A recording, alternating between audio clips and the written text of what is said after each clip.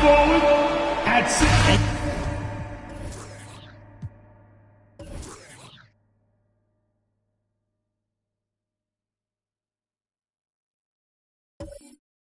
You think?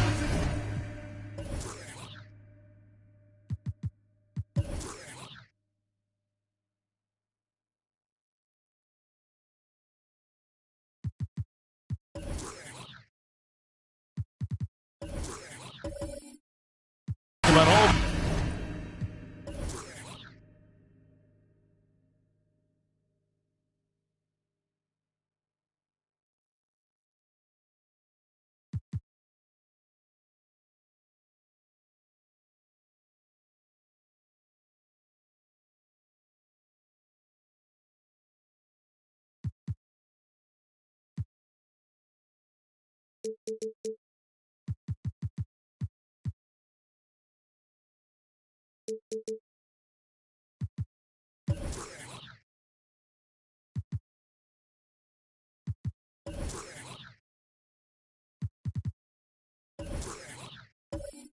Anticipation over the last couple months.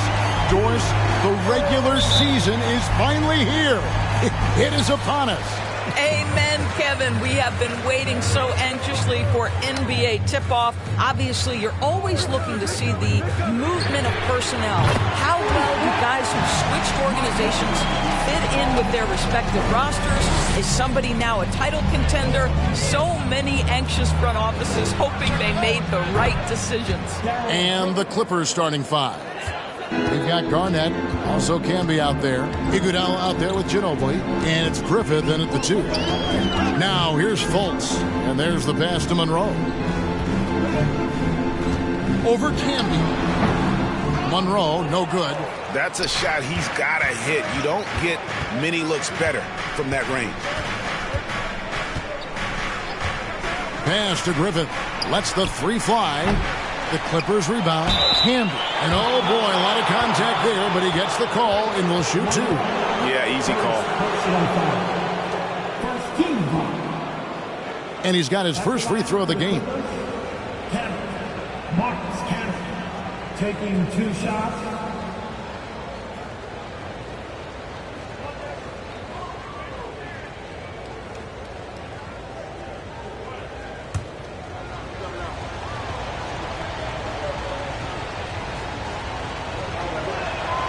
And he knocks down the first one.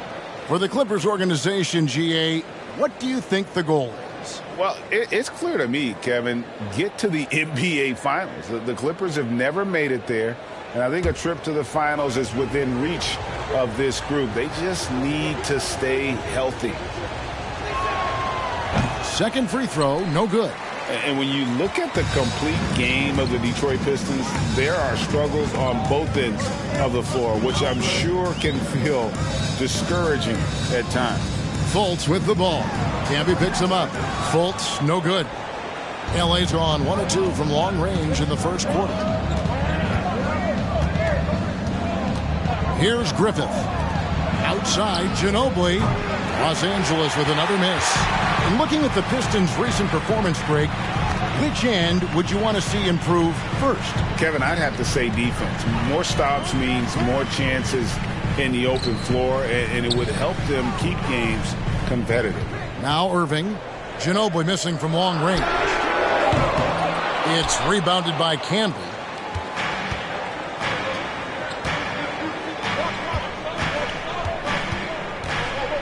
Here in the first quarter with about 2 minutes gone by. Ginobili the pass to Griffith. Off target from outside. That's another miss. Already they've missed 3 out of 4 to start. Pass to Jovic. Here's Irving. Launches it. Rebounded by Manu Ginobili. Just one made field goal in 5 tries. Not a good start. That shot, no good. And Detroit the other way now. Last time they came together was in Los Angeles, where they fell to the Clippers. Yeah, and looking back at their last game against this club, they were badly out-rebounded. Iguodala the pass to Griffith. That one falls, coming off Iguodala's feet. Griffith has got 5 now. Well, what a great look by Andre Iguodala. We know he's unselfish. If there's space for his guy, he's going to find him. Passes it to Lowry. Irving looking over the floor. Back to Lowry. They could use a bucket. Garnett grabs the board. And even without that 3-ball dropping for him, the defense should have done more on that last play. They grab their own miss. Ginobili gets the bucket. And the touch from Ginobili, so clever and confident on the interior. And the Pistons decide to take their first timeout right here.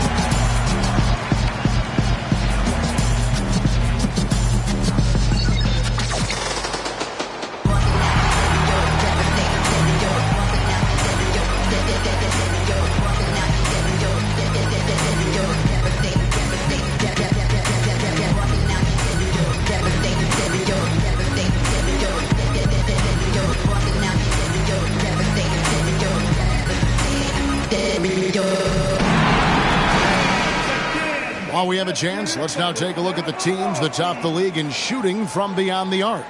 The Clippers third. Last year, they were so good at generating open looks from distance. That's why their three-point shooting was so high.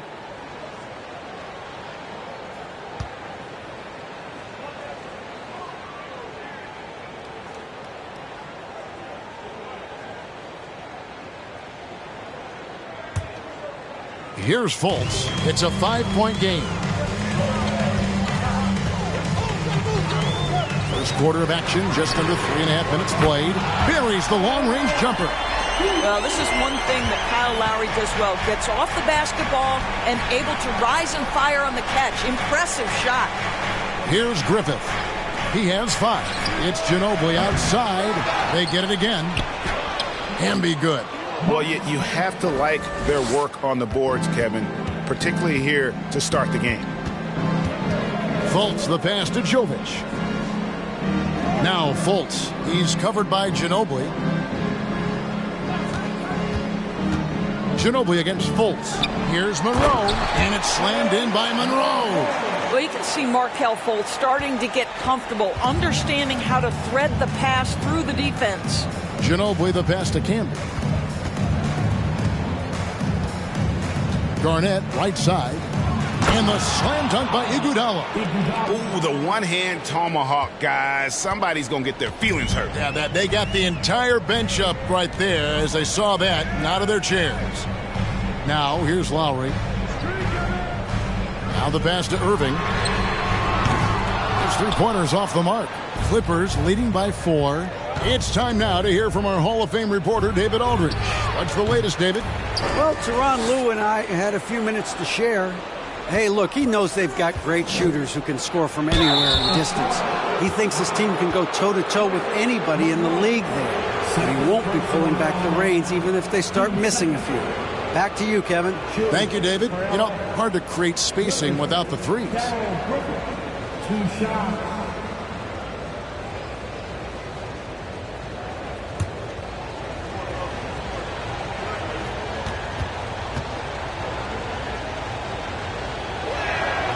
First one falls for him. And Los Angeles with some changes. Aaron Gordon, he's checking in for Garnett. Stevenson comes in for Andre Iguodala. And it's Jalen Brunson in for Manu Ginobili.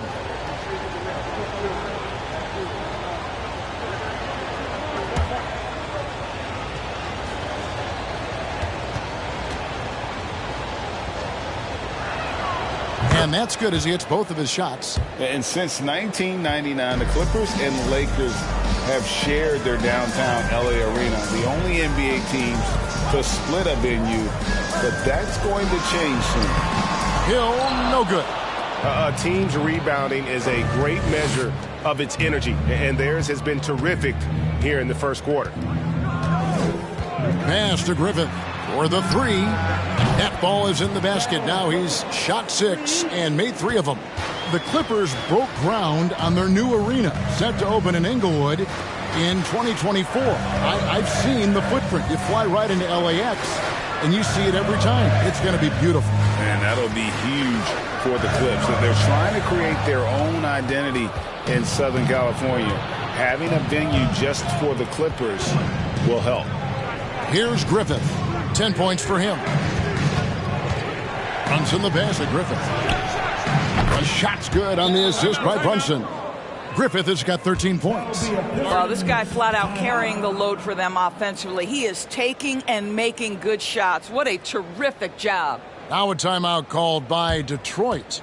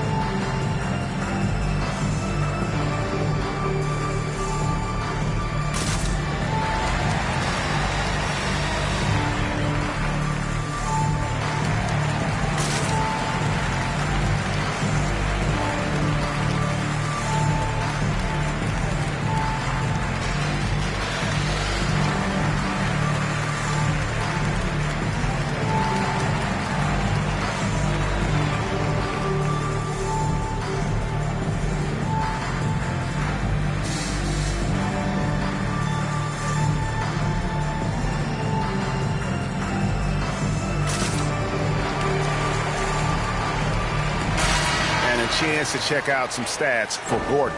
Last year, getting it done. He put up about 15 points a game last season, 6 rebounds and 2 assists. And he gives them a nice rotation on the front court. He is a quality reserve. Well, the one thing you can't teach is size. He's not as developed skill-wise as some guys, but certainly a valuable backup for this team. Pistons trail by 12. Dinwiddie surveying the floor. To end the run. And Hill finishes inside. Well, that's one way he can finish, but far from the only way he gets it done. He's got all kinds of tricks up his sleeve. Pass to Griffin. 3-pointer. No good. Now the Pistons take it the other way. And Spencer Dinwiddie has always been a great scorer, being used off the bench more and more. He has a great game to be a 6th man. And maybe that'll trigger them. Impossible not to get pumped up after that. Yeah, well, you could see the immediate reaction of the guys on the bench. They are pumped up. And it's the Clippers with the ball, following the bucket by the Pistons. And what a way to start this game, dominating at both ends of the floor. And give them credit for approaching this game with the right energy and intensity. This team has attacked every chance they've gotten.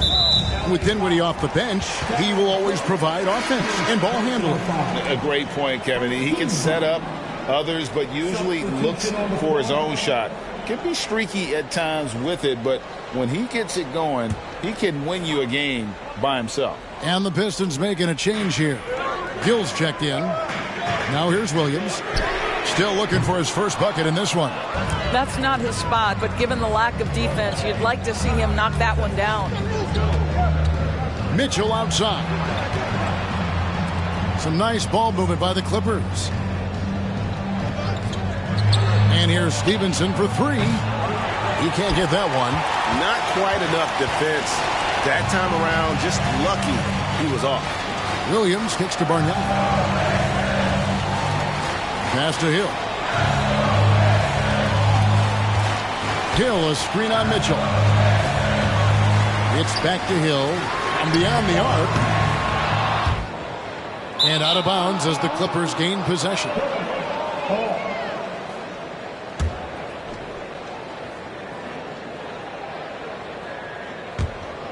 Clippers leading by 10.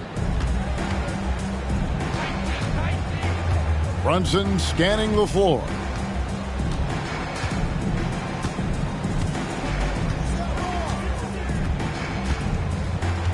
There's 10 seconds left in the first quarter of the game. 6 on the shot clock. To me, Aaron Gordon has all the tools you want for a player on the rise. Very good establishing chemistry with his teammates, and all the necessary attributes are there to take a big jump. First trip to the free throw line for him in this one.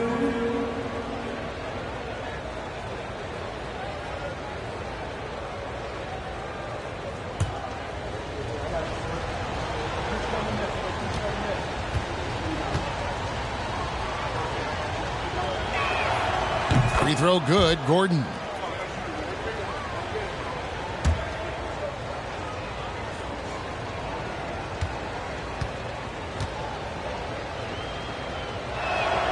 And so he hits both.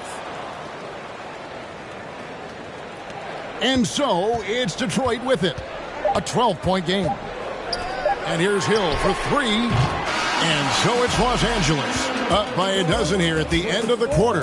Their strategy has been clear tonight. Work the ball inside, get shots in the paint, and now they are scoring with ease. We'll take a quick break and then back to the action here.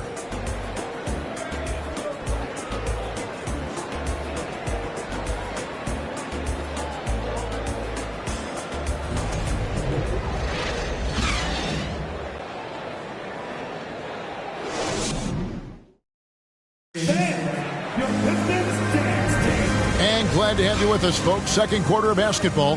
This game has not exactly been neck and neck, but plenty of time left in this one. And a moment now to look at the scoring approach in terms of where the points are coming from for the Clippers. They've looked to fire as much as possible from outside the arc, and so far they are hitting at a high clip. Yeah, they've also been alert and active on the defensive end, creating turnovers and turning those into points on the offensive end. And Greg, beyond the lottery picks, this Pistons team has a lot of young players looking to make a name for themselves.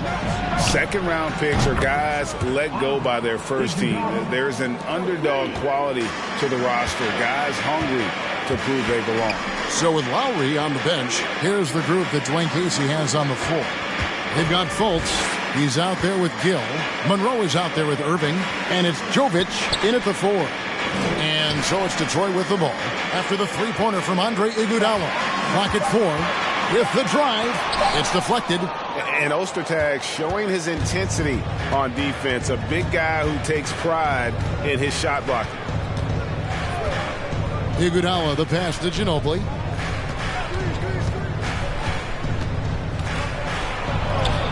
And he drops in the layup off the glass. And when the score is as lopsided as it is, and you can see they smell blood in the water, my man is going for the jugular. And the pass to Gill.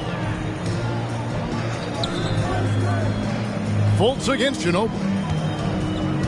Fultz dishes to Monroe. Pass to Gill. Lets it go with the 3. The rebound by Garnett. Just a solid performance on the interior. The rebounding has been off the charts. Got a piece of it. Second quarter of basketball, just over a minute and a half played. Gill kicks to Fultz. Pass to Jovic. Fultz with the ball. Monroe sets a screen for Fultz. That one falls. One of the keys as a perimeter player is always stay focused through contact. Markelle Fultz makes that shot despite the physical contact. And in the last decade, defenses switching on screens has increased dramatically. Is this the new normal, you think? Kevin, I think so. I think teams that switch well tend to defend well, because switching can create mismatches, but it's harder to punish those now with all the help defense. Doris, it's been great to see the Clippers rise to prominence over the last 10 years, hasn't it? Yeah, I mean, listen, this was an organization that spent years in futility, but you have to admire the transformation that has led to consistent success.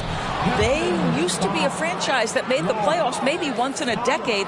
Now you expect them to contend in the West. Los Angeles shooting their 7th free throw attempt here. For LA, Griffith, Darryl Griffith, one shot.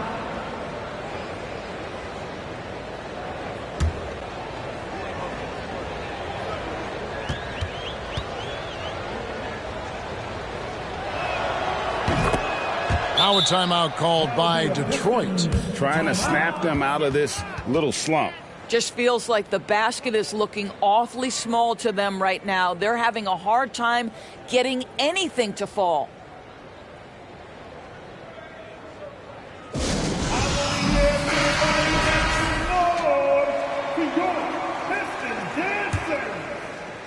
And the Pistons with possession here. Trailing by 17. That sets off a 5-game tour for Fultz. The pass to Irving. Goes up the baseline. The Clippers grab the miss. Camby's got 9 rebounds now tonight. The edge on the glass is the difference. It's allowed them to build this lead. Garnett with a screen on Lowry. A baseline J. Again, Los Angeles. Yeah, and they're starting to warm up from the field this quarter. And here's Fultz. He has 6. Knocked loose. Jovic. That one good for 2. Now about 3 minutes gone in the second quarter of basketball. Here's Griffith. He's got 18. Ginobili misses. Well, they have the advantage, but you still feel like this guy needs to find a way to get himself going. Outside Irving takes a 3. It's rebounded by Camby. Camby's got rebound number 10 tonight with that last one. And a little under 3.5 minutes elapsed in the second quarter of play. Baseline try. Doesn't get it to drop for him. And it's Detroit the other way. Lowry dishes to Irving. And that's foul number 2. And maybe you don't sit him at this point, but you really have to be careful to not pick up another before half.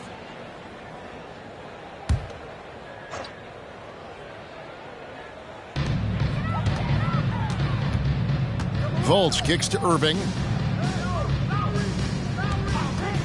From the top of the key, and it's good. 2 points.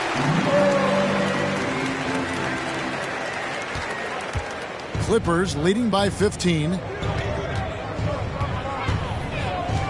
Iguodala with it. He has 5. Ginobili the pass to Garnett. And he drives in, and it's Kevin Garnett with the finish. This guy's always been a fluid athlete. KG just rolls off the screen beautifully. Lowry kicks to Irving. Nice ball movement by Detroit. Fires the 3. Misses for the 5th time this game. Mark him at 1 for 6. +8 in the rebound differential. One more reason why they're in control. Here's Griffith.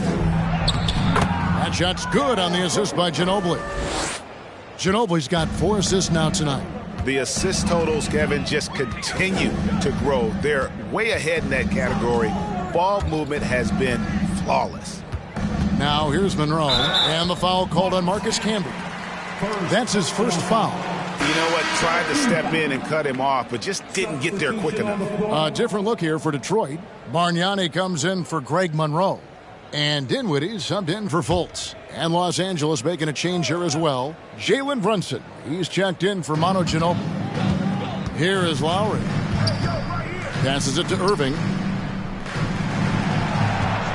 5 to shoot over Garnett. Again, the miss by the Pistons. Not a lot falling for him in this quarter. He's got to stay aggressive, try to break through, see if you can get an easy opportunity. And there's the pass to Griffith. The three-pointer, no good. He started the game scorching the nets from deep. 3 triples in the first period, but none here in the second. Kevin Garnett, first personal foul. Williams, he's checked in for Detroit. Hill comes in for Irving. And then for Los Angeles, Aaron Gordon, he's checking in for Garnett. And it's Stevenson in for Andre Iguodala.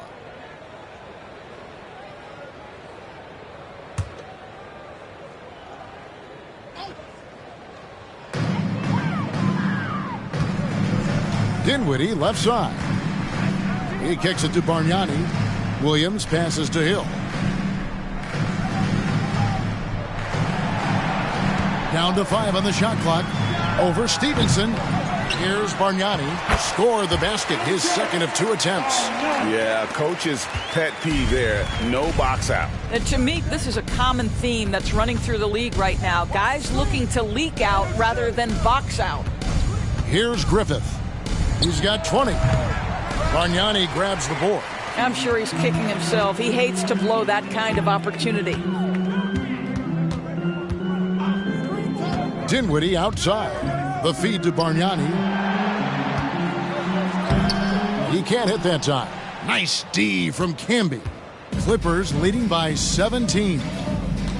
Stevenson finds Brunson. Here's Griffith for 3.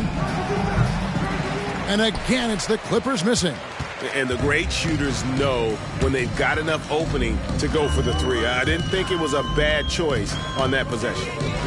Now, here's Dinwiddie. He's been quiet so far. Still no points in the game. Pass to Bargnani. To the middle. Kicks it out to Dinwiddie. That falls. Nice feed that time from Kyle Lowry. I'll tell you, never misses the chance to drop a dime as usual. Lowry 1 step ahead of everyone, setting up the bucket. Brunson the pass to Griffith. Can be a screen on Dinwiddie. Griffith. And again, no good by the Clippers. Pistons trail by 15. Down low, here's Bargnani. Strong move to the 10, trying to get his guys going. Hard not to get motivated, GA, right when your teammate makes that kind of play. Where was the defense? No help. You can't afford to give up these kinds of buckets. Rejected by Bargnani. And they'll get another chance. Tries again. There's 25 seconds left in the second quarter. Hill, no good. And another miss. Oof, he's having a really ugly game. Yeah, about as ugly as you can have, you're right.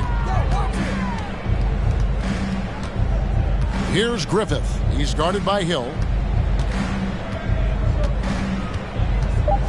Can be a screen on Hill. And so it's the Los Angeles Clippers looking at a 13-point lead heading into the next quarter. Their defense has been active and effective. And a chance now to send it over to David Aldridge standing by courtside. David. Here with Ty Lue. Good rhythm for your offense in the first half. What did you like about the start? Moving the basketball, taking the right shot, making the right play. We make the extra pass, we're a tough team to beat. And you were sure tough in the first half, Coach. Thanks. Back to you. Thanks, David. And we'll be back shortly following halftime to get the third quarter underway.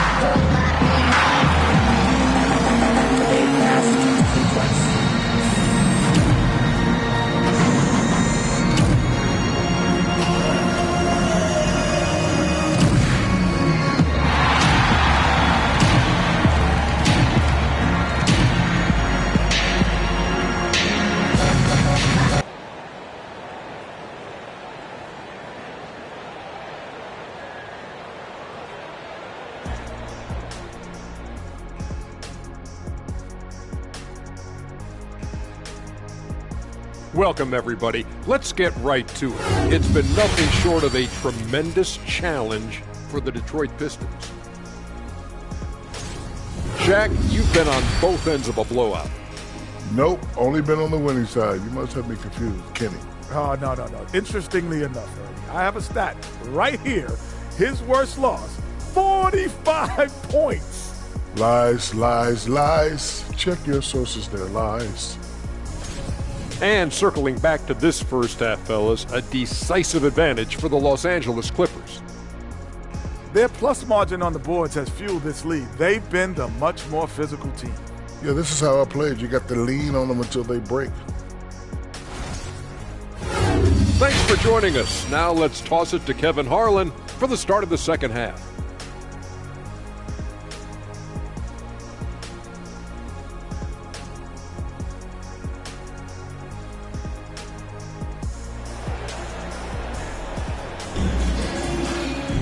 Well, we've got a second half of basketball for you. We think it's going to be pretty good. A big comeback, though, is needed for this game to be competitive, and it probably has to happen quickly.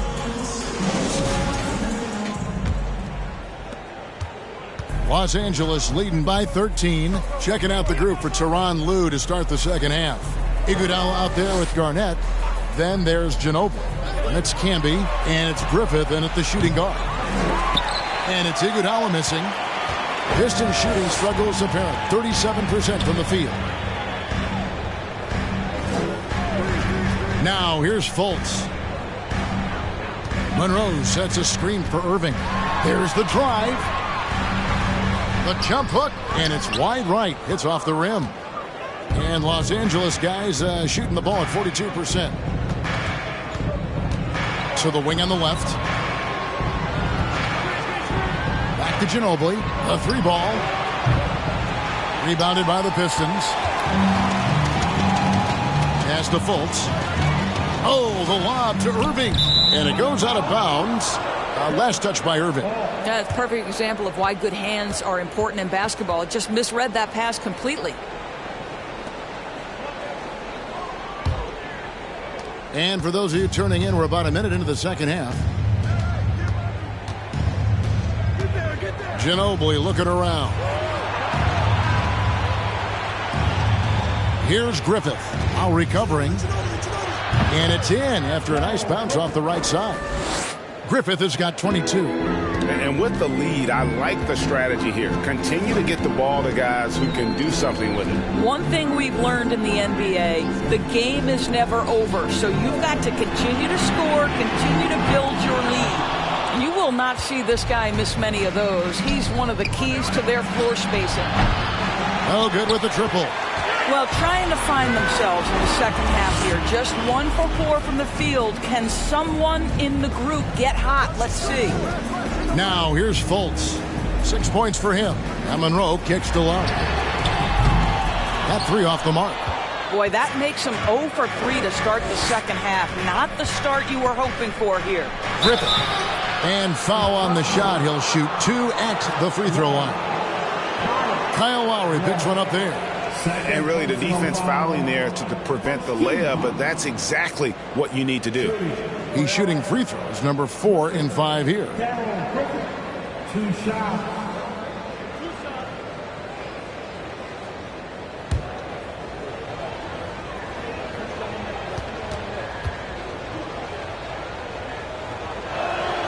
And the first one drops. And the Pistons making a change here.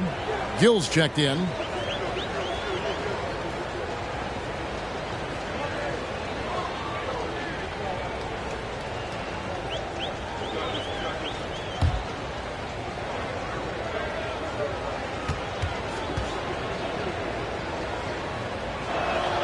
And that one goes in. 2 from the line that time.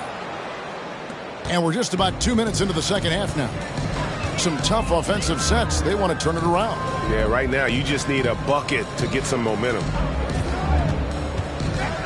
Pass to Jovic. Swiped it away. Here's Griffith. Lost contact on the shot, and now a three-point play chance as he'll head to the line. First personal foul. Boy, that's a backbreaker. Takes it right into the rim and extends their lead. You want to make sure your opponent knows they have absolutely zero chance of a comeback, and nice finish by him.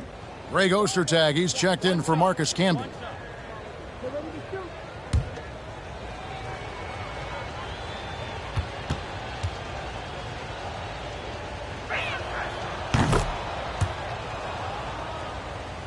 A little under 2.5 minutes gone by here in the third. Irving passes to Monroe. The pass to Gill. Outside Irving. And they get it. Hands it from downtown. Irving's got his second bucket of the night. And the lack of effort to fight over the screen there makes that an easy shot. You know, we see this all the time. You're basically, as a defender, hoping the man misses rather than putting in the work to get over screens. And an eye for an eye. Both teams working to stretch the floor. Well, that three-point shot just gives you so much room to operate on the offensive end. Irving's shot is good. Well, Markelle Fultz continues to develop his floor awareness. Passes like that will create all kinds of chemistry. Iguodala, the pass to Ginobili. Driving inside. And he banks in the layup. Ginobili's got 9 points. And defensively, they are on their heels every time the ball comes inside. Fultz, the pass to Gill. In the third quarter with just over 3.5 minutes off the clock. Can't hit from 12. Here's Iguodala. And contact on the shot, so he'll be shooting free throws here. We're seeing a lot of pretty lively pregame dance routines from the players. You got any of that in your repertoire, say, before we begin a broadcast? Oh, Kevin, I think pretty soon we should work out a few sequences, get ourselves fired up. You game? No. Come on, Greg, I'm not sure about that, but you go ahead and do it.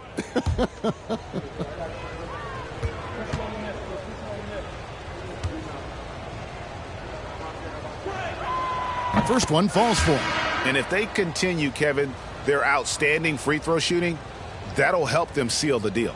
Donovan Mitchell's checked in for the Clippers.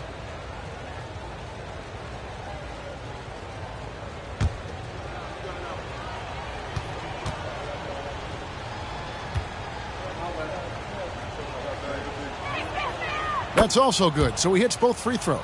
Well, the veteran leadership, the unselfish attitude, and the versatility of Andre Iguodala, to me, this guy is excellent at whatever is asked of him. Now a timeout called by Detroit.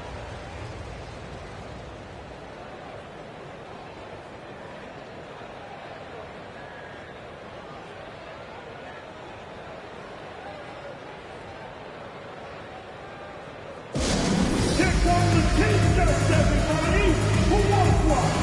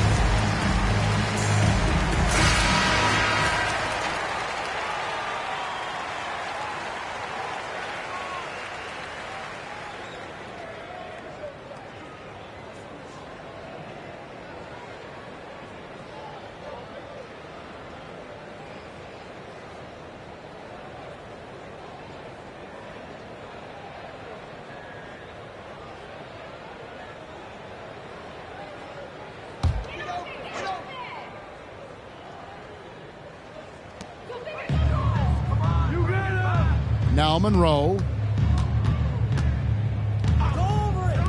Outside Irving. And there's a whistle that goes against Greg Monroe. That's his third foul of the game. Their third three-pointer in a row. Clippers leading by 18. Some nice ball movement by the Clippers. Pass to Ginobili. Garnett with a screen on Fultz. Ginobili bounce pass. And the basket is good. Garnett's got his second basket of the game. Well, the prototypical modern-day power forward comes about as a result of KG paving the way. Pass to Gill. Stolen by Ginobili. The dish to Mitchell. Fultz against Ginobili. Passes it to Ostertag. Now, here's Mitchell. Now let's take a look at the scoring breakdown tonight, divided between the starters and the reserves for Los Angeles.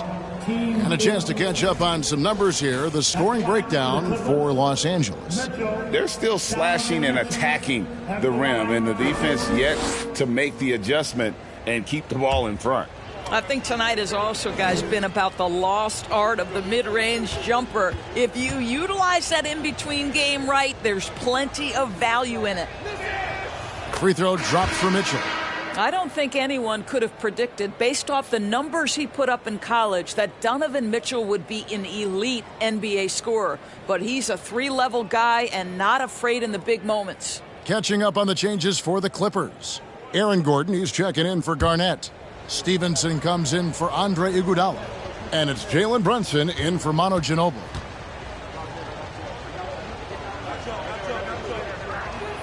And Mitchell drops them both. And so it's Detroit with the ball. And here's Fultz. He has 6. A nice shot by Irving. That's a dozen straight points coming off the triple. Brunson against Fultz. There's the pass to Mitchell. Ostertag, a screen on Dinwiddie. And he floats in for the easy 2. Credit the assist on that one. Well, Donovan Mitchell excelling at taking what he sees in pick and roll.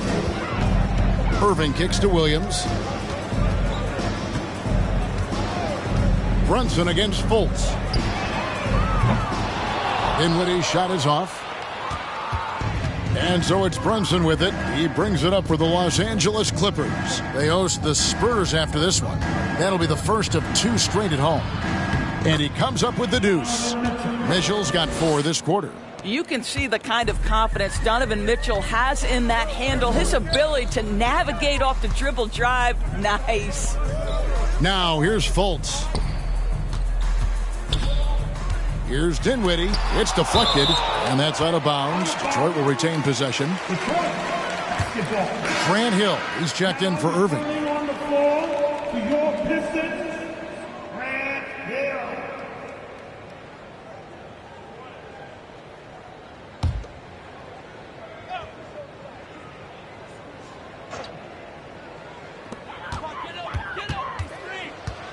Here's Fultz. 6 points for him. Goes back up. And that'll be 2 free throws coming up. Officials on the call with the foul. First personal foul. The Pistons have made their only other free throw attempt today in an earlier trip to the line. And just to mention, a season ago, they were very comfortable at the line, hitting about 78% of their free throws.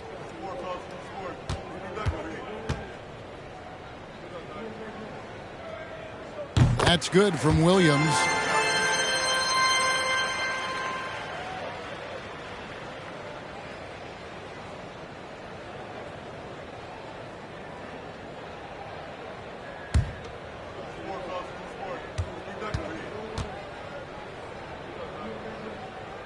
Off on that one, so he goes 1 for 2 at the line. Clippers leading by 22. 1:49 left in the third. Mitchell against Dinwiddie. And they'll keep possession. And it's Ostertag with the jam. Detroit's got more than a 50% success rate on their three-pointers since halftime. They're 4 of 7. Hill passes to Fultz. Williams a screen on Brunson. Fultz with the ball. And it's Gordon picking him up outside Hill. 5 on the clock. He tries for 3, and the 3 ball is good. Hill's got his second basket of the night. And good to see Hill knocking down the long ball because that really will help his confidence. It's a nice passing here by Los Angeles. And it's Mitchell missing. Pistons trail by 21. Hill passes to Williams. And the slam by Williams. And that's the kind of lead pass we've come to expect from him. Fultz against Brunson. For 3, Mitchell. The shot's good on the assist by Brunson. 3 points. Brunson's got 3 assists tonight. And with their hot shooting here in the second half, their field goal percentage over 50% now for the game. Now here's Dinwiddie. Hill. No dice from the high post. Now, I'll tell you, they're going to need more from this guy if they're going to cut into this deficit. Just 2 seconds between shot clock and game clock. Brunson against Hill. On the wing, Gordon. And the layup's good off the glass. How about the touch and the under control nature of what Aaron Gordon is doing close to the cup? That's nice. Here's Hill. Sinks the 15-footer. Hill's got 7. Listen, you give a good shooter that kind of look, and it's going to go in. And so it's Los Angeles, holding a 22-point lead as the quarter wraps up. The scoring has been tremendous, and they are shooting lights out with very high accuracy. And we'll be right back after this.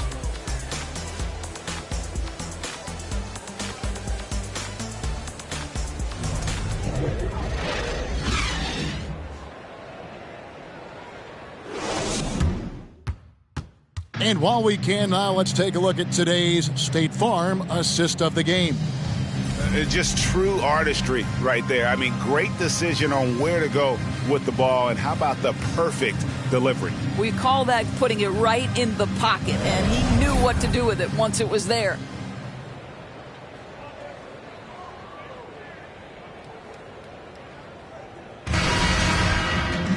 And with the fourth quarter upon us, time is running out for this game to become competitive.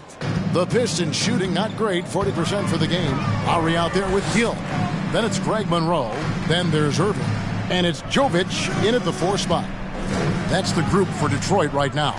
Ginobili with the steal. Pass to Griffith over Lowry. That misses off the backboard. Irving passes to Lowry. Jacks up a 3. Pass to Jovic. Offensive rebound. Here's Irving. And at last, they get one to fall. You know, he was a non-factor in that first half, but now he's making up for lost time. Ginobili the pass to Griffith. For a while, the East was all LeBron. And the West, of course, as we know, the West was dominated by Golden State. But now, does the league, do you feel more wide open? Well, certainly when you look at last season, I thought there were 4 teams in the East that absolutely had a shot to make the finals. Contingent on health. Obviously, Milwaukee, without Chris Middleton, struggled to get over the finish line. In the West, you had 3 teams who I thought legitimately could advance. So certainly the gap between playoff teams feels smaller. Now here's Ginobili. Greg Monroe unable to get his shot to go. You know what, though? Sometimes you can be too open. I think it may have surprised him, and that's why he missed. Irving for 3. And no good. So Los Angeles will take it the other way. Lowry against Ginobili. Passes it to Griffith. Garnett with a screen on Gill. Here's Griffith. And foul on the shot, so he'll get a chance at the line. Wow, he got whacked on that one. Shouldn't be much debate there. At the line for the Clippers, Griffith, Darryl Griffith, 2 shots. 2 shots.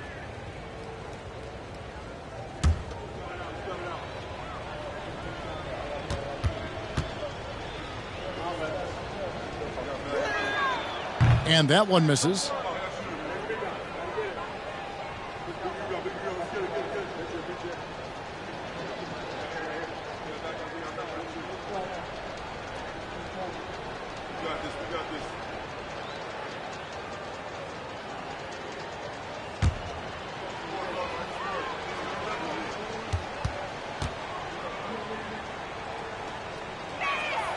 Good on the second free throw. We know the NBA is exploring alternate broadcasts for selected games, allowing users to pick their commentators. Doris, should you and I be nervous? Kevin, I'm always nervous, and you will always be the A-team. Come on, my man. The fans know they need to listen to Kevin Harlan. You are, Doris, way too kind. Coming from you, a Hall of Famer, you kidding me? I'll work with you any day, and I'll do the analyst, and you can do the play-by-play. How does that sound? Kevin, love it. Now Ginobili. After Julius Erving's three-pointer that didn't go. Good work there as it goes. Garnett's got 4 points now in the quarter. Well, they've been better than good on the glass today, and there is a glaring discrepancy between these two teams in that area. Now here's Erving. That's in, coming off an assist from Lowry. Lowry's got 3 assists now in this one. Well, this guy is a champion, and Kyle Lowry understands how to move the basketball. Ginobili the pass to Griffith. Shooting foul as the whistle blows. He'll shoot 2 free throws. Oh, the officials are all over that one. Shooting for LA. Griffith, Darryl Griffith, taking 2 shots. 2 shots.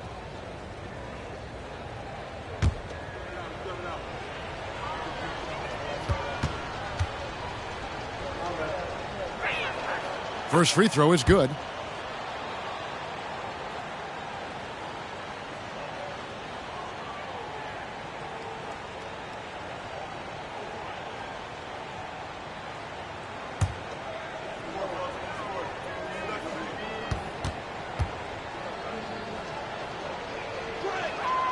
And he can't hit the second. You know, seeing an uptick in his trips to the free throw line, really, since we came out of the half. And we've seen not only some new trophies introduced, but, Greg, some of the existing ones have been updated. You okay with that? Oh, I am. In particular, a nice touch to have the previous winners etched into the base of the Larry O'Brien trophy. That's a great way to connect with the history of the game. He needs to look to try to drive inside and get going. That outside shot is simply not there. Lowry feeling it out a bit. The pass to Gill. Camby with the block. And a little over 3.5 minutes in the books so far here in the fourth. Here's Griffith. That shot's good on the assist by Ginobili. Griffith has got 12 points here in the second half. Lowry against Ginobili. Outside Irving. And again, it's the Pistons missing. Los Angeles has gone 1 of 3 from outside the arc since we've reached the fourth quarter. Griffith passes to Ginobili. And now only 1 away from being in the penalty. A different look here for Detroit. Bargnani is checked in for Monroe. And it's Hill in for Gill. Greg Ostertag, he's checked in for Los Angeles. Donovan Mitchell comes in for Manu Ginobili.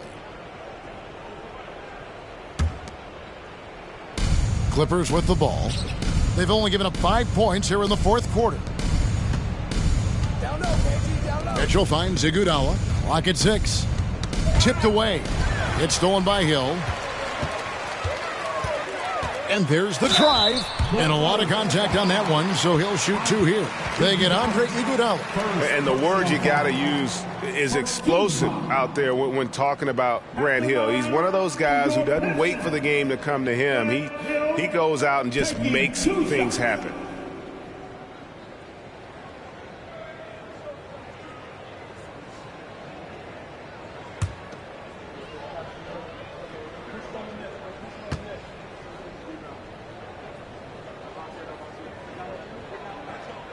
first free throw is good. And Doris, in a time where we see so much international conflict, Commissioner Adam Silver has said that shared loves and appreciations, including sport, can bring us all together. It's a nice thought.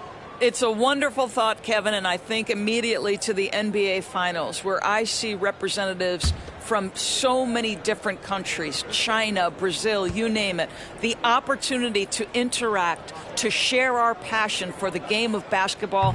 Listen, the hope is we can find more things that connect us than that pull us apart. For Los Angeles, they've gone 3 of 7 from the floor in the fourth. That's a 42% mark in the quarter. Mitchell outside. That falls. Nice feed that time from Brunson. Brunson's got 5 assists tonight. Dinwiddie against Brunson. Outside Irving. And contact on the shot, so he'll be shooting free throws here. And guys, it's crazy. He really was a late bloomer. You know, Irving didn't have the big-time amateur career you hear about with some stars, but boy, he's more than made up for it. The line for 2.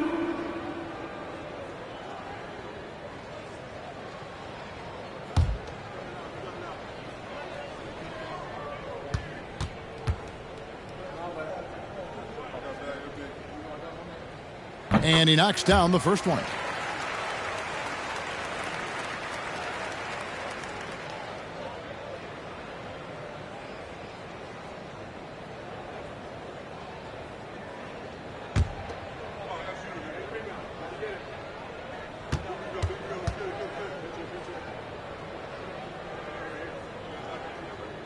Both free throws good for Irving. And they came out of the locker room after halftime with a much more physical approach than what we saw in that first half. Now here's Brunson. The drive by Mitchell. And the whistle blows. It's going to be on Andrea Bargnani. That is his first foul of the game. Lately, as we've seen, Doris, a few small market teams stockpiling picks to the extreme. What do you think of that strategy? Well, the organization that is fully committed to stockpiling picks is clearly the Oklahoma City Thunder. We have yet to see them come out on the other side and build a contending team. Not a small market team, but look at the Miami Heat. They refuse to lose at any cost. They're always looking to win, and I certainly like that mentality. Aaron Gordon at the line for 2.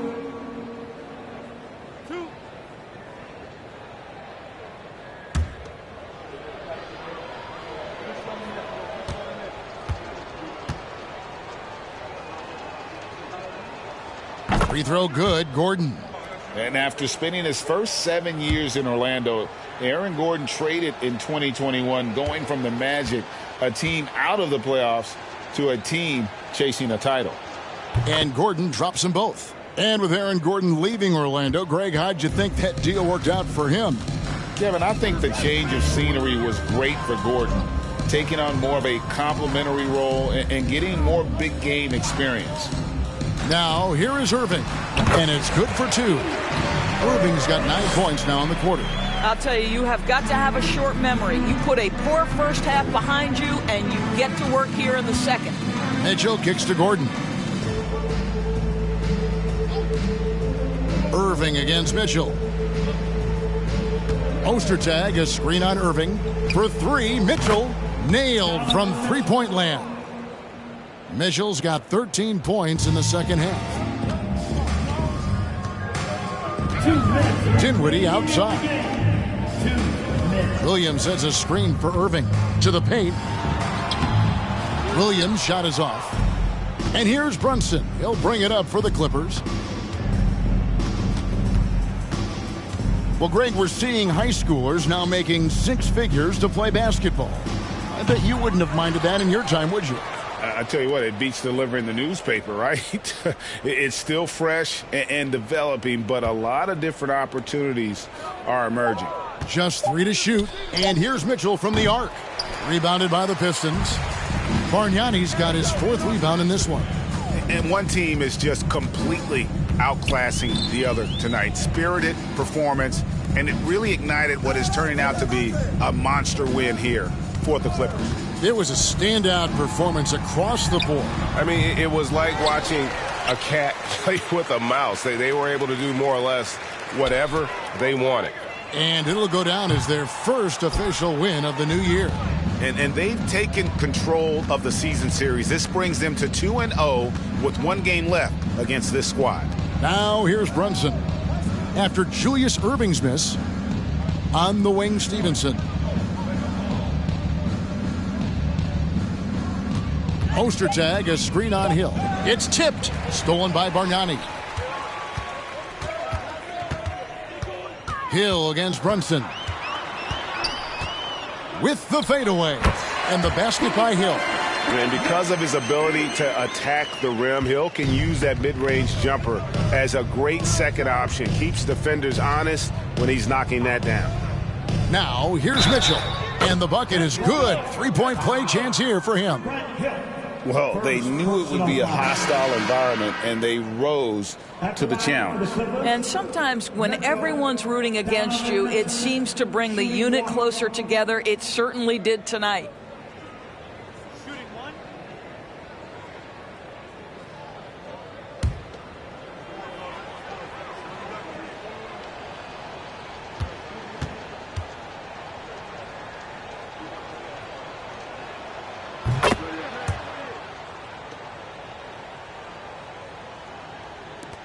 "16 seconds left in the fourth quarter. Outside Irving.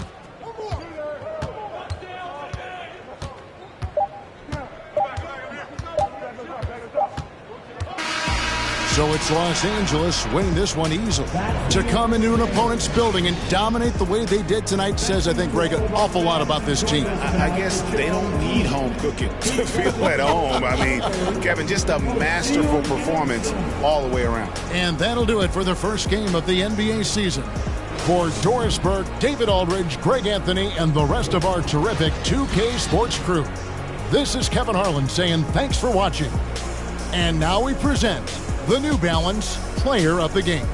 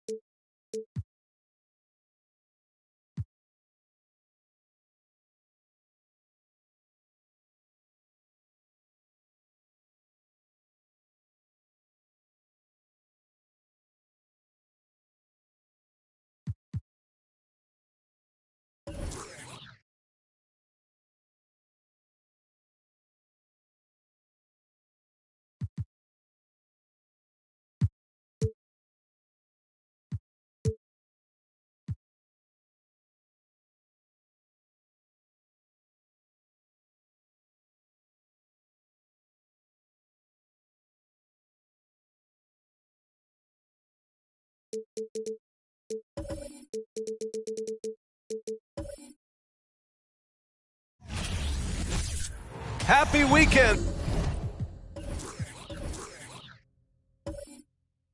everyone. It's the NBA on Saturday. There is nothing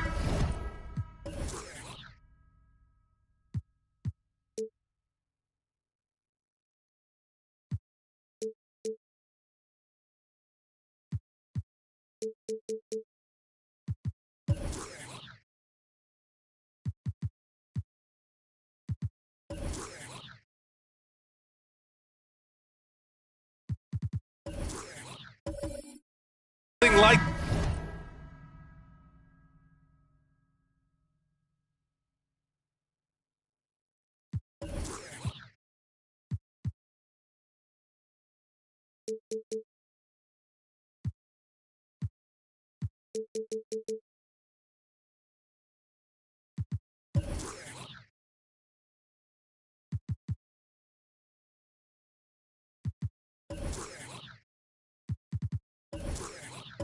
the atmosphere of opening night in the NBA. Grant, do players get just as pumped up as the fans for the first game of the season? I think they do. I mean, everybody, players, coaches, organization, fans, everybody gets excited for opening night. It's impossible not to. All the work these players put in over the offseason, the training camp preparation, it pays off right here and now. All right, now let's check out the starters for the Miami Heat. One of the more instinctive passes over the last decade. Rondo quickly locates the open man. Here's Petrovic. Outside Richardson.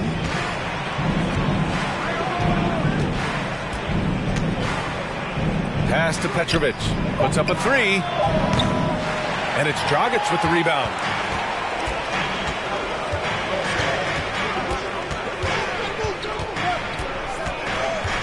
About a minute played here so far in the first. Here's Johnson. Out to the wing. Here's Malone. Here's Parrish. And he goes strong with the one-handed jam. And B.A., he takes his rebounding so seriously. This dude is such a grinder. His teammates appreciate the effort. Just goes all out on the glass. You know, this is one of his specialties, keeping plays alive, creating second chance opportunities. Here's Malone. Outside Johnson. Over Boucher. Another shot. Oh, and he blocks it off the glass. Wow.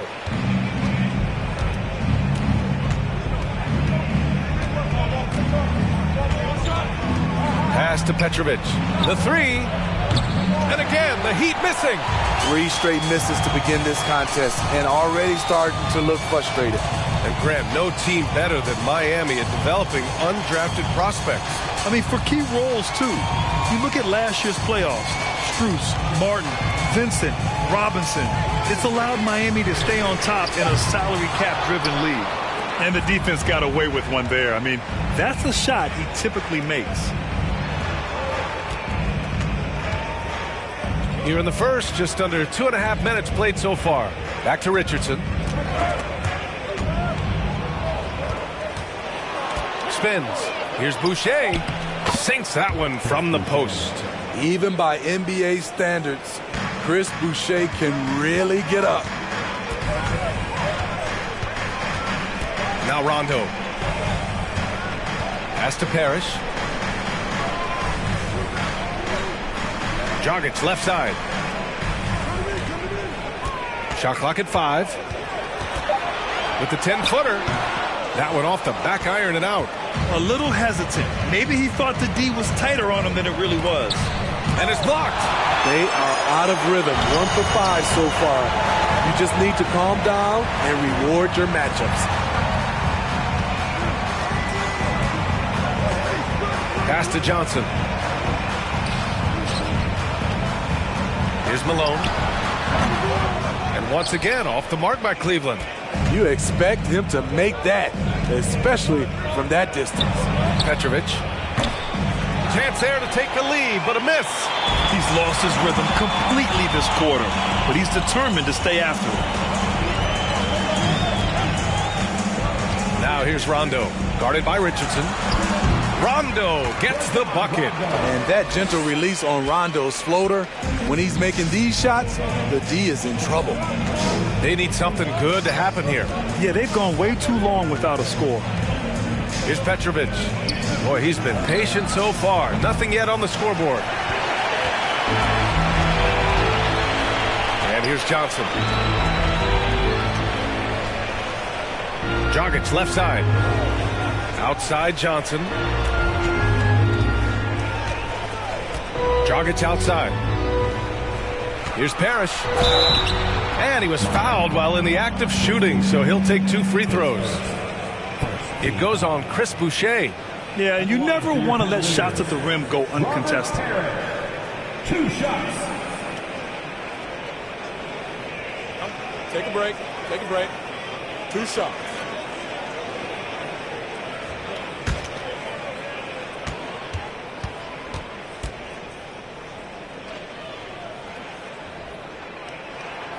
The first free throw is good. And you know, guys, I don't think too many people expected the resurgence we saw from the Cavs last season. It started with their defense.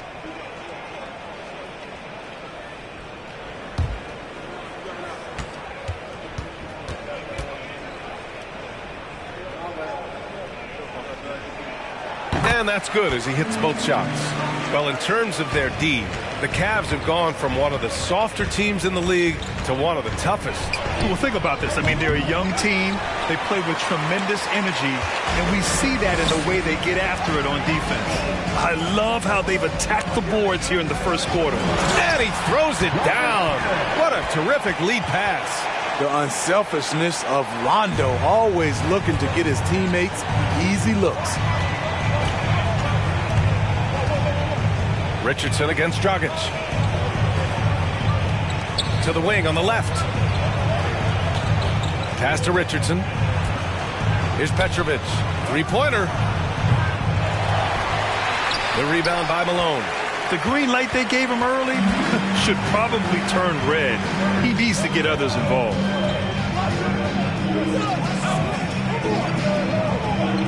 And here's Johnson. Outside, Rondo, 6 to shoot, over Boucher. They've played with fantastic energy from the opening tip. Already ahead by double digits, trying to run away and not look back. Miami calls timeout.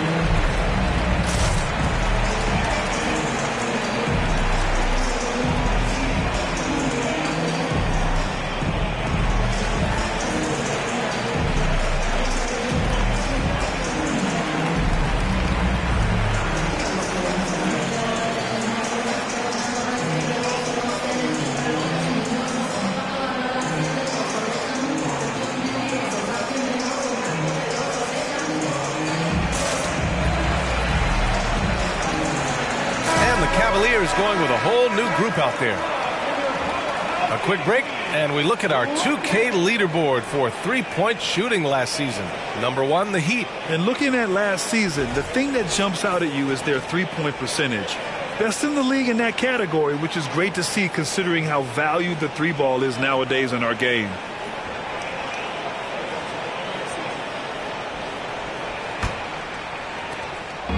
They're having a hard hard time stopping this run. And BA can't afford to keep coming up empty.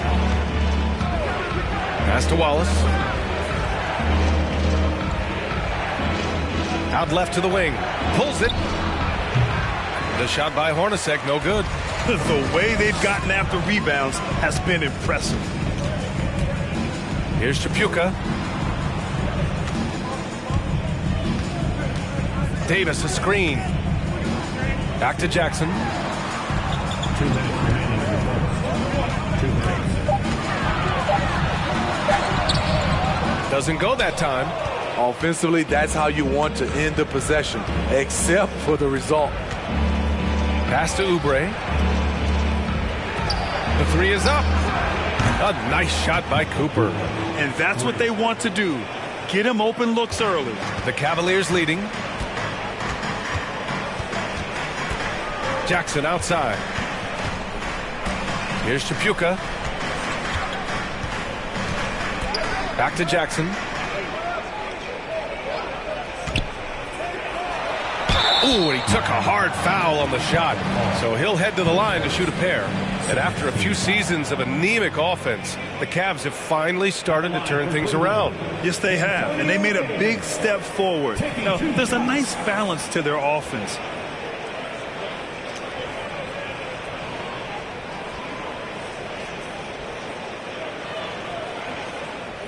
Take a break. Take a break. 2 shots.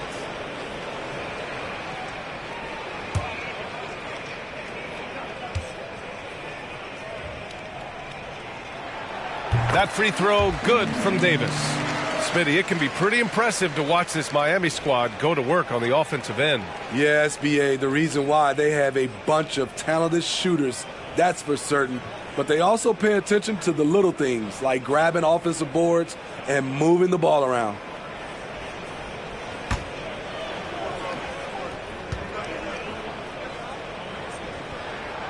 Both free throws good from Davis. Now, guys, when you think about this Miami Heat team, you hear a lot of talk about their ability to score. But how about the way they play on both ends of the floor? Here's Hornacek. Still getting warmed up offensively. No buckets yet in the game from him. Fires the three. And the rebound goes to the Cavaliers. There's 57 seconds left in the first quarter of the game. Jackson outside. Pass to Maxwell. Cleveland needs to get off a shot. Chapuka, no good. And this is exactly who you want taking that shot. He just missed it. Cooper. Davis with a rebound. How is it possible? Wide open, too. Here's Maxwell. Can't get it to drop. Miami trailing. Oubre with room to shoot. Count it. 1 for 1 to start the game. This is why you're trying to get him as many touches as possible. He's got the neck. Here's Chapuka.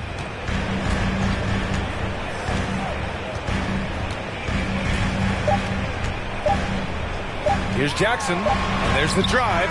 And so it's the Cleveland Cavaliers closing out the quarter with a 7-point lead. Their key to consistency has been their dominance in the paint. They've been the more physical team. We'll be right back with you shortly.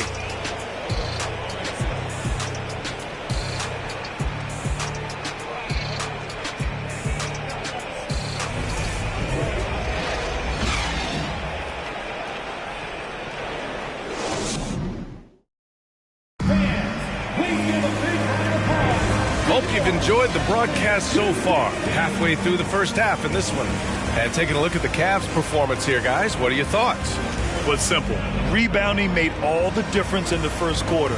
They really got after it. Well, yes, you know this, GA. Back in our day, and any day really, if you don't block out somebody, you will sit down. Here's Petrovic. Now quiet so far offensively, searching for his first points of the game.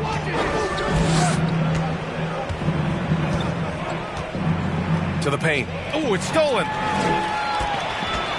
And for the Heat. And stolen by Boucher.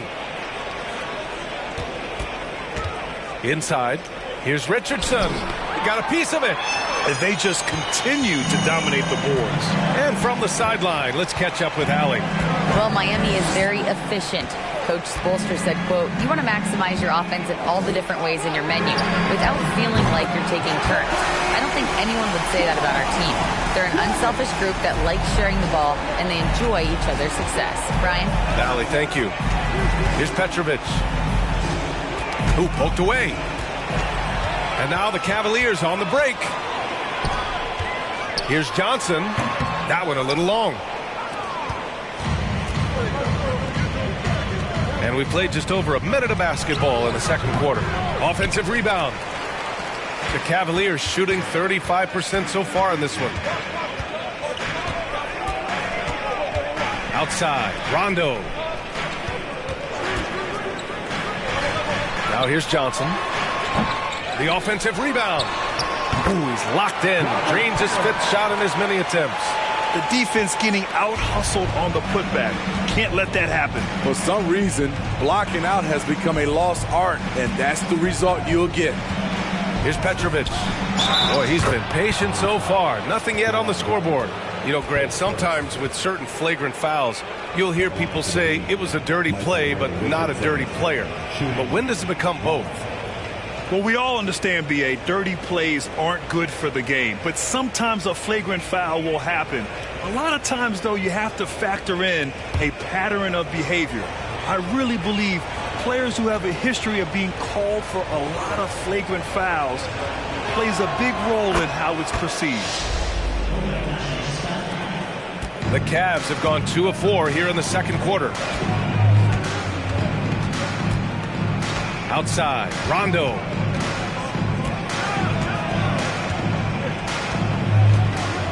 Pass to Johnson. 5 to shoot. Back to Rondo.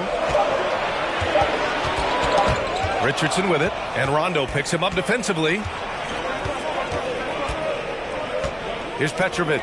Let's go with a 3. Sends it home from three-point land. He made the most of that opening, teaching the defense a lesson.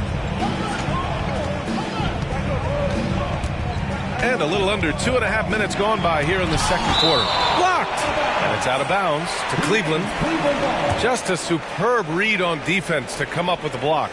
Oh, now that was a block. Some much-needed energy there to jumpstart them back into this game.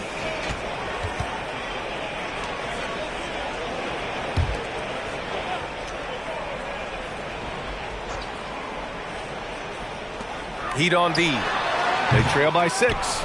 Empty possession, and you don't want to miss these easy looks. And we're just over 2.5 minutes into the second. Off the mark there with a 3. They keep calling his number, which is partly how they dug this hole. Ooh, took him no time at all to get that one. Dragic has got 6 here in the quarter. Coming off a scoreless first quarter, he's found a little rhythm here. Outside Richardson. And it falls. 2 for 3 from the field so far. Good play call and good execution. The offense running on all cylinders. Now here's Rondo. He's covered closely. Pass to Malone. Tipped. And he recovers it. And there's the slam dunk to finish it off. The Heat have got 3 of 6 shots to go here in the second quarter. Here's Petrovic. Got a hand on it. What? Nice defense by Rondo there, rising up to block that one. Here's Eaton. And the ball out of play. The Cavaliers will have it.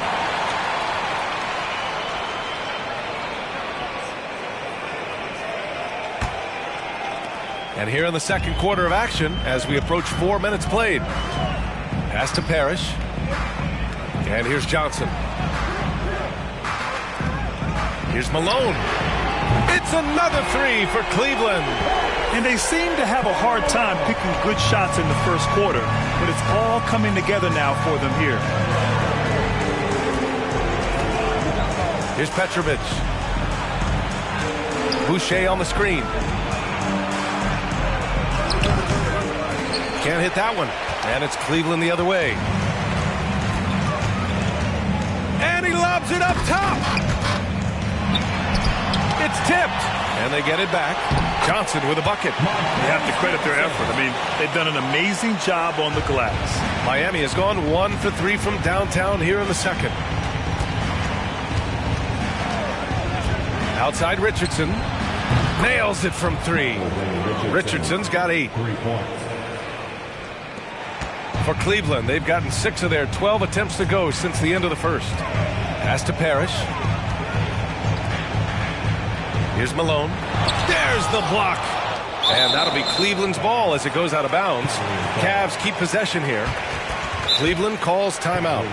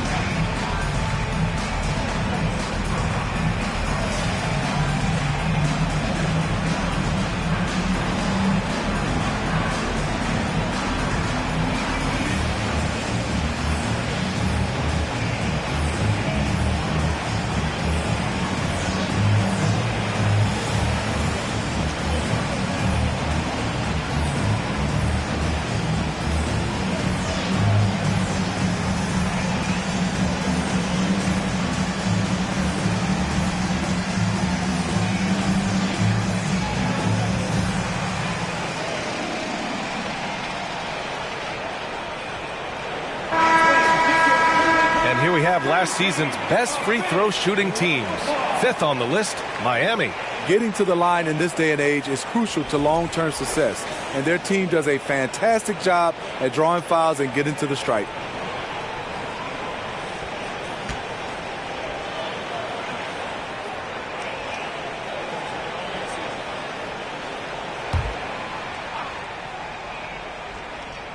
Here's Jackson.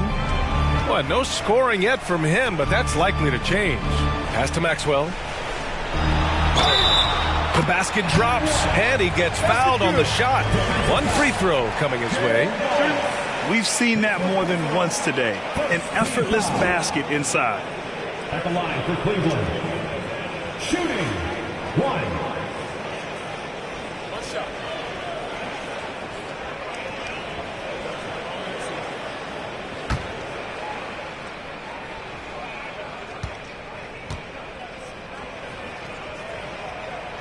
And the free throw, no good. Miami has gone 2 of 4 from the perimeter in the second so far. Pass to Cooper. Back to Richardson. His 4th make in 5 tries. Solid start for him. They're still behind, but not because of his efforts. He's been unbelievable this quarter. Here's Tisdale. It's hauled in by Eaton.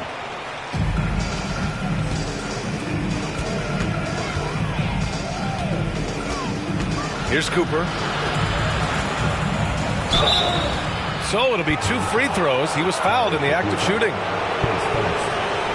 Here's what the Cleveland Cavaliers have lined up on their schedule. On Friday, they'll host the Charlotte Hornets. And then Sunday, they'll host the Miami Heat.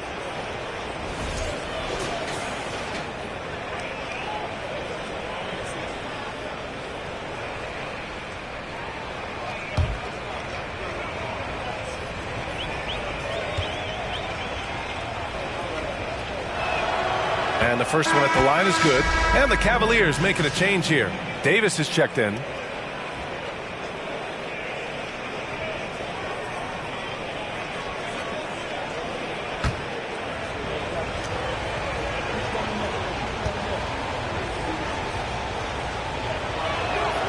And so he makes both from the line. We've seen him put a lot of pressure on the defense and then cash in at the line. Richardson against Jackson. Deflected. Richardson with it. 10 points for him. They set a pick. Pass to Cooper. Down to 5 on the shot clock. Stolen by Davis. 1:46 left in the first half of basketball. Here's Tisdale. Goes up on the wing. Wallace pulls it in. The Heat have gone just 5 of 12 here in the second quarter. Here's Richardson. Davis with the defensive effort. Cleveland has gone 3 of 5 from the perimeter in this game. 1:16 left in the second quarter. Pass to Tripucka.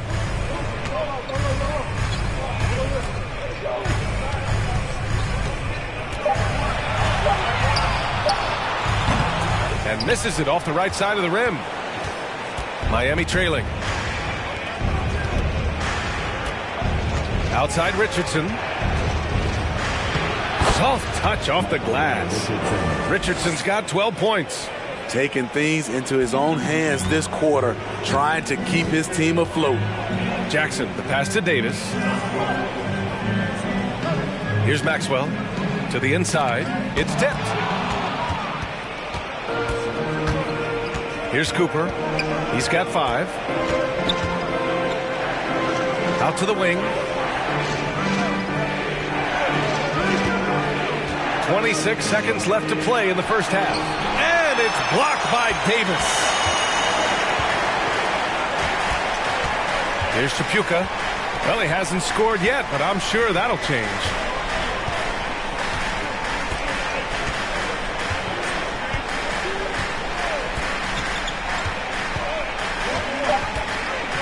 From deep three-point range. That one no good. And so we've reached the end of the first half of play. Cavaliers ahead, leading by 7. And we'll be right back after halftime for the start of the third quarter. See you in just a bit.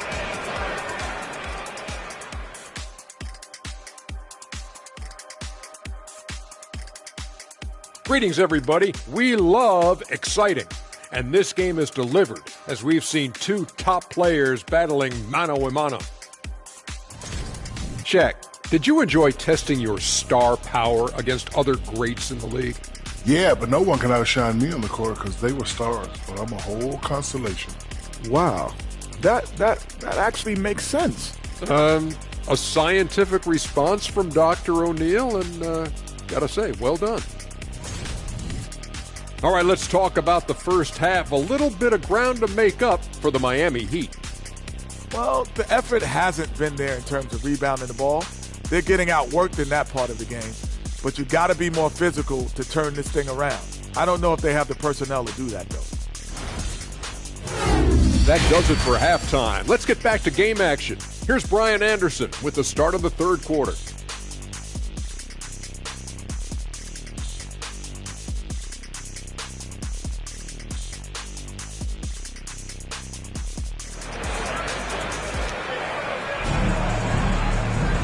And we hope you've enjoyed the broadcast thus far. We're halfway through the game.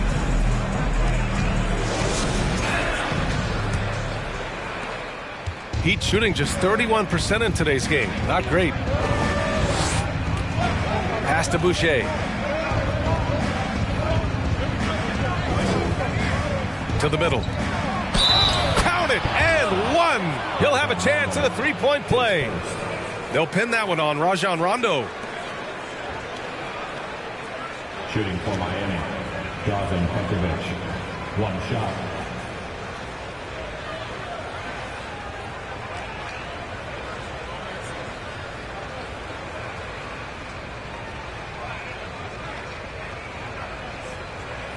One shot.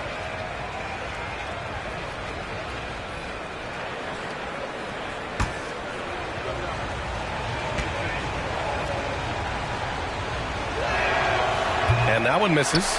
You gotta love how they've been crashing the boards, fighting hard for every miss. And on the floor for Eric Spoelstra starting the second half.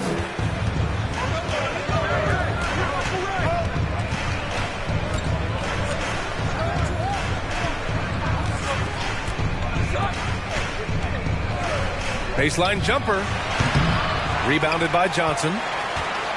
Johnson's got 4 rebounds now. Outside, Rondo. Pass to Dragic. Here's Malone. And they'll get another chance. Dragic outside. Left side, Johnson. Tries again. That one falls. Great assist by Dragic. And the Cavaliers lead by 7. Now Richardson. He's got 12. And a strong finish with 2 hands. Oh, wait. Big finish. Big time. And man, did they need that. You can tell he's trying to get him going with that dunk. You're totally right. That can be a shot in the arm for them. A spark that turns things around. The thing is, you want to do everything you can to help your team. And sometimes you just try to do too much. Boucher outside. Here's Eaton. Yep, that one goes. They have no answer defensively inside. The Cavs have gotten only 1 of 4 shots to fall in the second half. Over to the wing. Here's Malone. 5 points in the game. That one goes in. He's got 7. Great to see players still working the in-between areas. There wasn't much resistance defensively. Pass to Richardson. Nice pass. Nice catch. And a resounding dunk.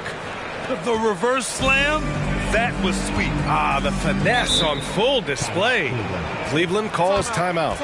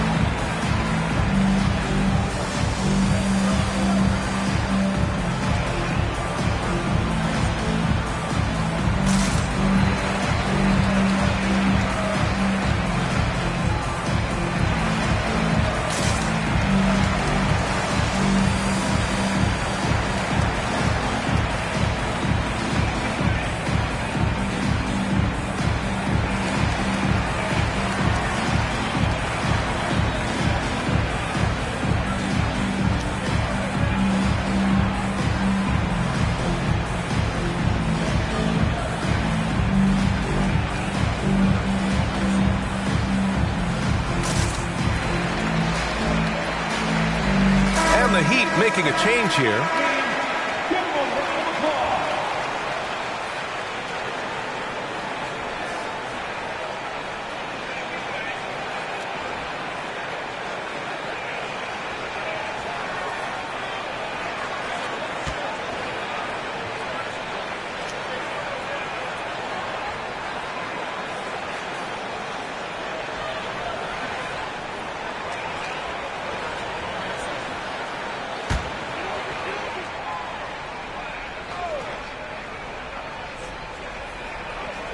A little over 2.5 minutes off the clock in this final half of play.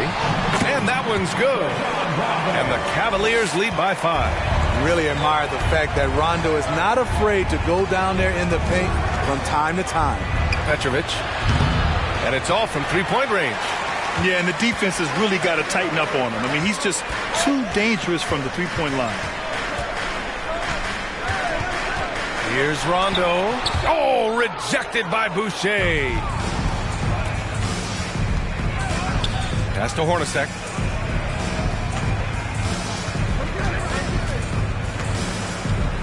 Boucher with it. Drops in the layup for 2.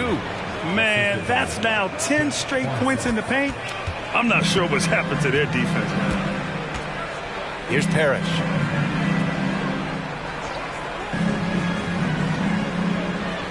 To the left side wing. Here's Malone. He's got 7. 5 on the clock.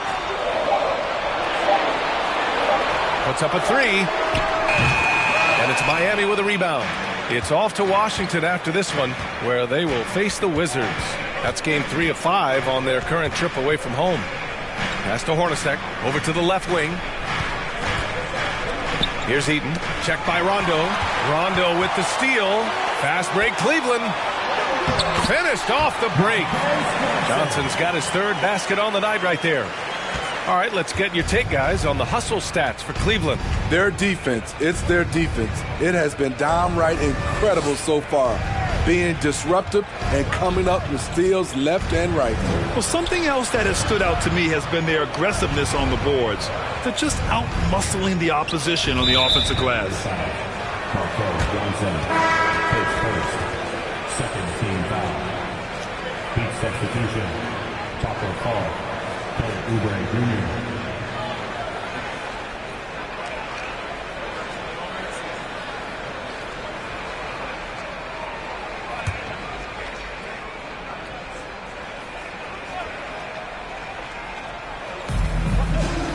Boucher outside. Pass to Oubre. The ball's knocked loose. Rondo with the steal.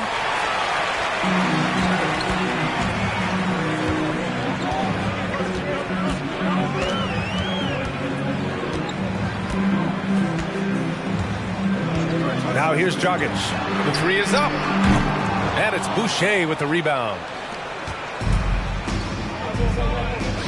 Here's Petrovic. Checked by Rondo. From deep. Parrish with a rebound. The Cavaliers have gotten only 4 of 10 shots to fall so far in the 3rd. Deflects the pass. Up top, Rondo. Pass to Parrish. Just 5 on the clock. To the inside. Malone. And Boucher with the block. Boucher loves coming up with blocks, and his presence, it was felt on that play. Oubre passes to Boucher.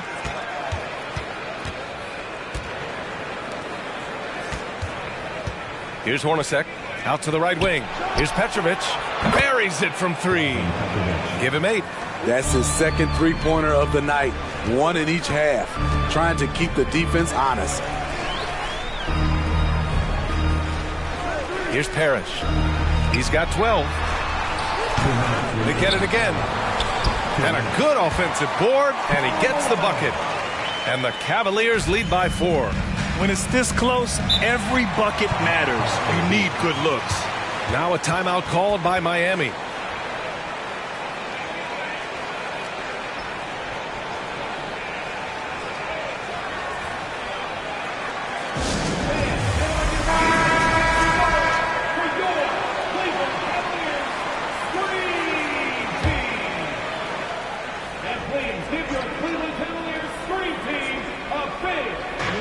A minute 15 left in the 3rd quarter. Boucher outside. Pass to Cooper.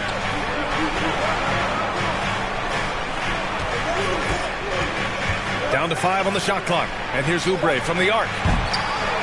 No good there. And Cleveland will come the other way. They've led by as many as 14. Jackson outside. The floater. Oh, rejected by Boucher. 1:11 left in the 3rd quarter. Here's Cooper. 5 points in the game. Wallace's shot is good.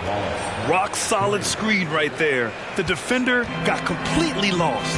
Hey, if you're not going to fight over, you're essentially giving the shooter the look he wants. It's hauled in by Fall. Miami has gone 2 for 5 from 3 since halftime. Oubre on the wing. Pass to Cooper. Boucher a screen on Jackson. Here's Cooper. And that misses. That would have put him up. Cleveland has got nothing to fall from outside in this third quarter. Now Jackson. There's a 4-second difference between the shot and game clock. Here's Chapuka.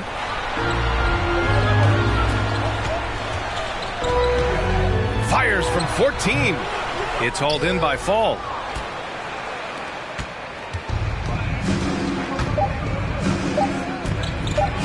Here's Wallace. No good on the buzzer beater. And we've just finished the third quarter. What a tight game we've got going. Cavaliers ahead. They lead by 1. All right, we're going to step aside for just a second, but join us right back here for the start of quarter number 4 next.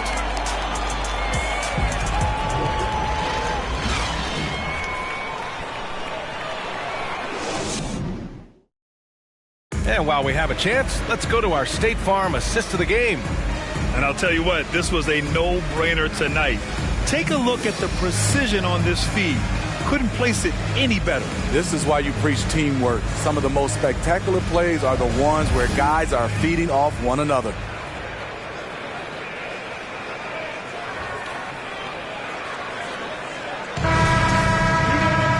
And with 3 quarters behind us, we'll start the 4th in what is still anybody's ball game.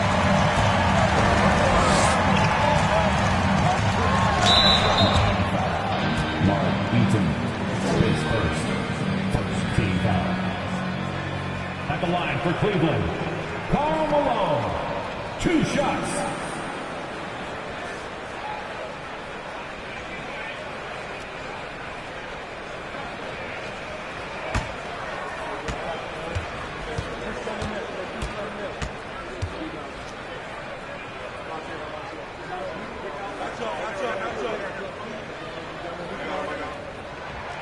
First one falls for him.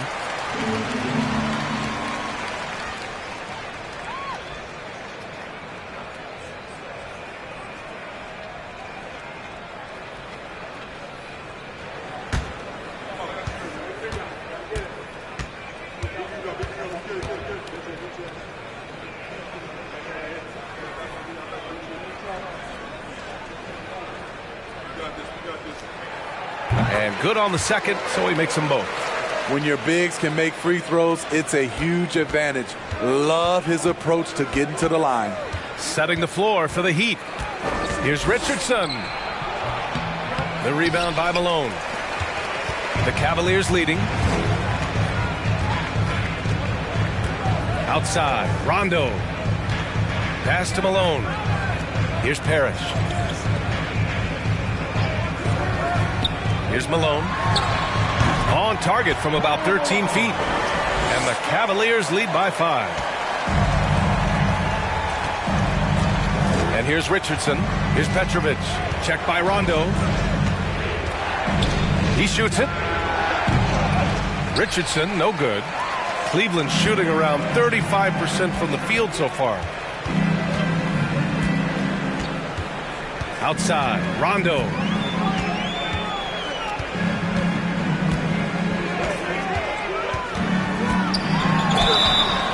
Oh, and he got fouled on his way up. He'll head to the line to shoot 2. Love Rondo down there on the block. Nice move to catch the D off guard. Rajon Rondo at the line for your Cavaliers with 2 shots.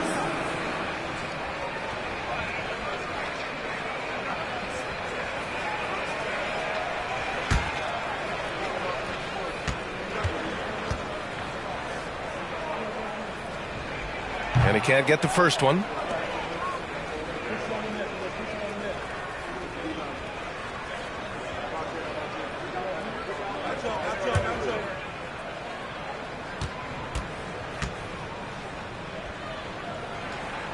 so he can't get either to fall. Their lead could be even bigger right now, but their efficiency from the line has dropped off a little. On the wing, Richardson. Pass to Petrovic from deep three-point range. And again, the Heat missing. Fourth quarter now. We're about a minute and a half in. Outside Johnson. High arcing shot. And out of bounds. The Heat will take it. This is what we talk about, value in each possession, avoiding those kinds of mistakes. And that's how you defend. Glad we had a chance to see a replay of that block again. Yeah, obviously he had the shot well anticipated, able to shut it down with authority. The Heat have gone 0 for 3 in this fourth. Not good. They're searching for a way to score. Yeah, buckets have been very tough to come by. Richardson, that's good. And this is just typical of him. Always making an impact at crucial moments in the game. It's the fourth quarter, and it's a close game. You want to get the ball to someone you can rely on. And here are the Cavaliers now, following the bucket by the Heat. Malone can't get it to go. It's amazing. All night he's been out of sync on the offensive end, yet they continue to lead. Rondo with the steal. We're in the fourth quarter here, just under 2.5 minutes gone by.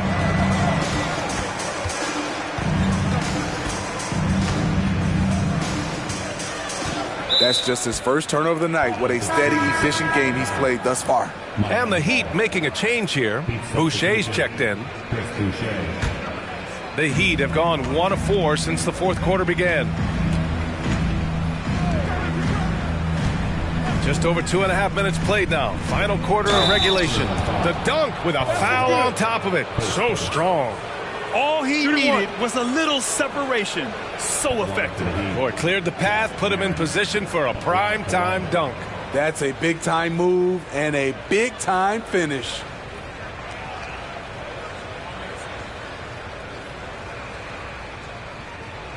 One shot.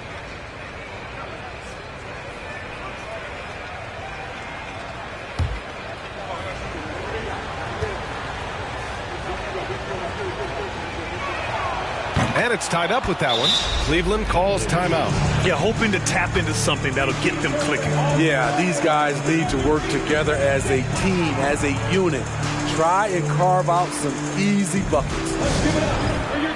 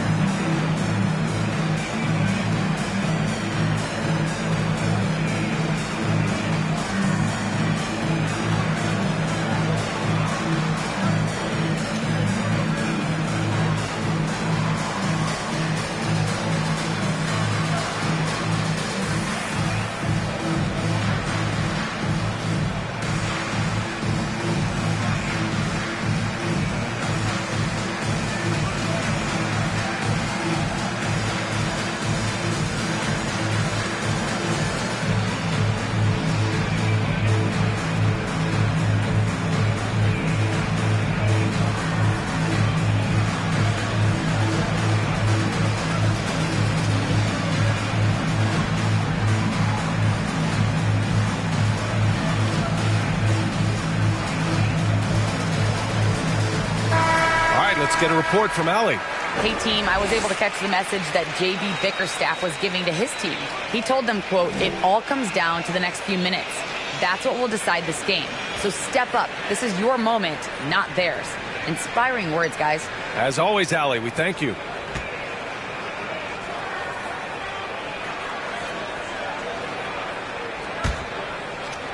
And so it's Cleveland with it. Pass to Johnson. Here's Malone. And right through it goes. Around 3 minutes gone here in the fourth. To take the lead. Petrovic shot is off. Trying to shoot himself out out of his slump, and it's not going well. Here's Malone.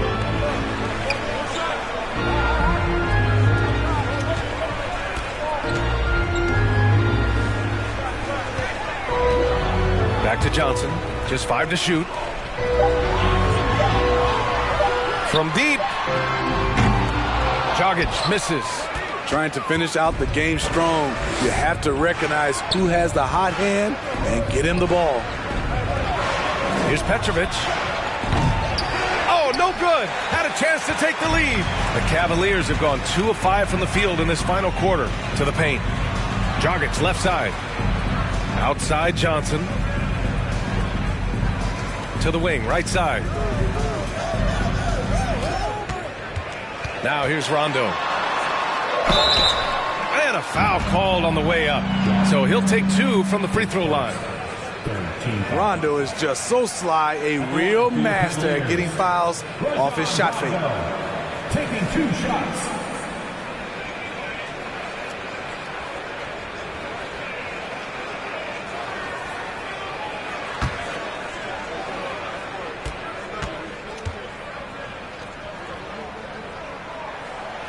And that one misses. You know, Rondo takes great pleasure at slicing and dicing up the defense. One of the best passers in the game.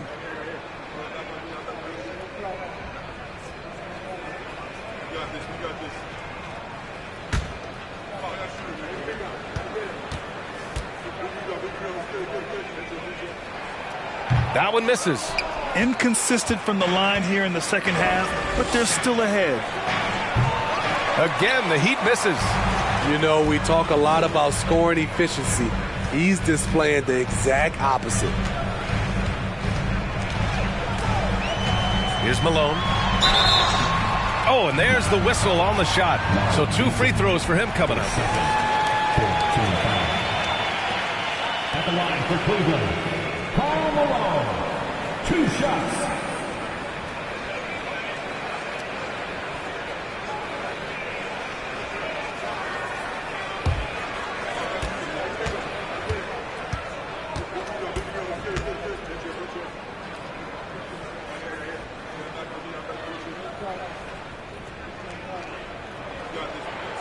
And he makes the first.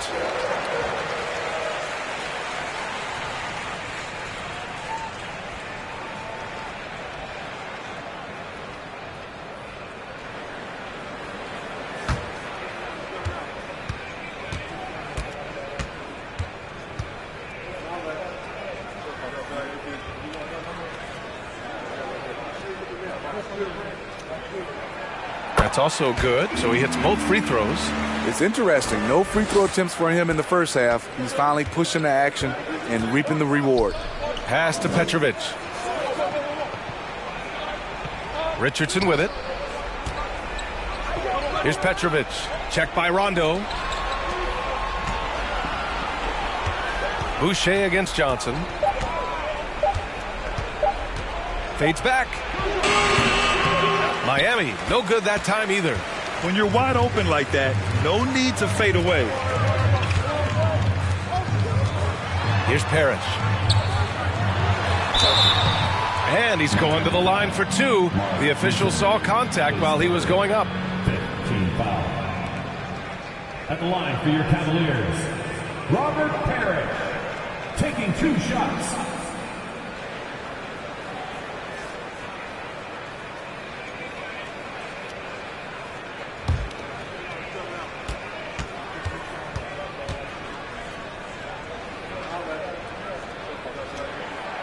He's off on the first. Cooper's checked in for Miami.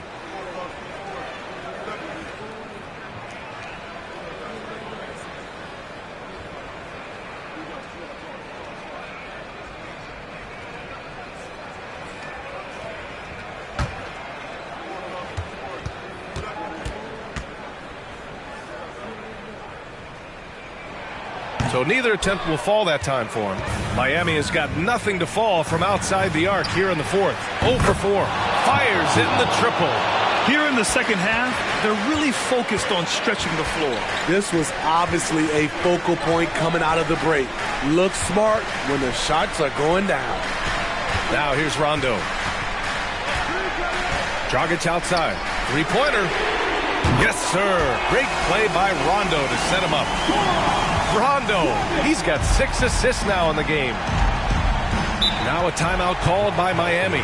It may be a players' league, but the coaches obviously play a big part as well. Yeah, if that weren't the case, you wouldn't see so many coaching changes in the offseason.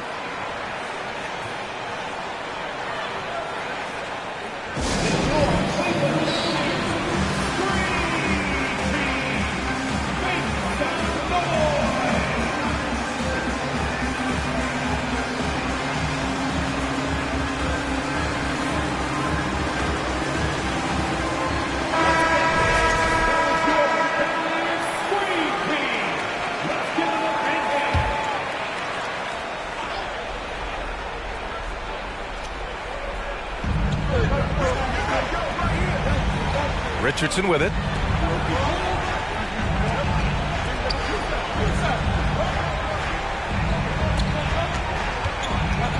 Back to Boucher. Shot clock at 5. And a miss there on the triple. I understand why he took the shot. They need the points, but that's just not a good look. Pass to Johnson. Here's Parrish. Here's Malone. Malone. Great positioning on the putback. And now it's a 6-point Cavalier lead. He really gets in perfect position for the follow. Just a terrific read. Now Boucher, covered by Johnson. And there's a whistle. He'll head to the line to shoot 2. A difficult guy to match up with. Boucher can cause your defense serious problems. Chris Boucher, 2 shots.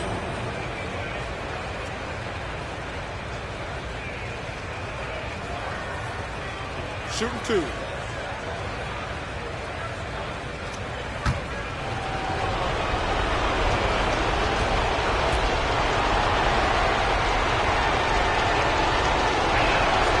Good on the first, and that brings him within 5. You know, from what I've heard, Chris Boucher has a great attitude about his game, and he's always looking for ways to improve.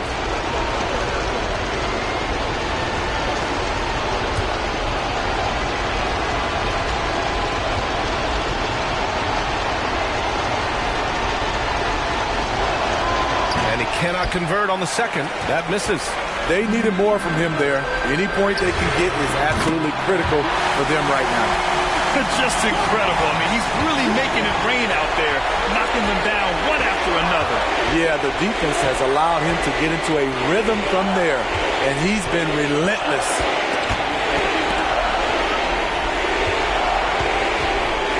Here's Boucher. Pass to Cooper. Malone. 1:16 left in the fourth quarter. Using his post moves to get the 2 points. He's got 21. Nothing left to do but to watch the clock tick towards 0. Nice victory here for the Cavaliers. You know, we talk about this often. Second chance points can be the difference between winning and losing. Yeah, they hit the offensive glass with a purpose and made the most of those extra touches. And so this win marks their first victory of the new year. Shooting from Miami, Michael Ray Richardson, taking 2 shots. Shooting 2.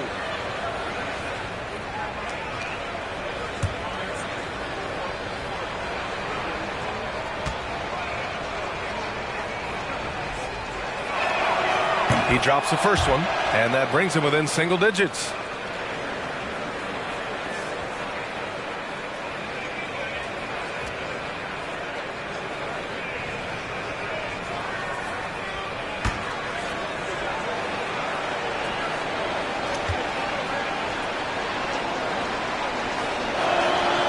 Good on both.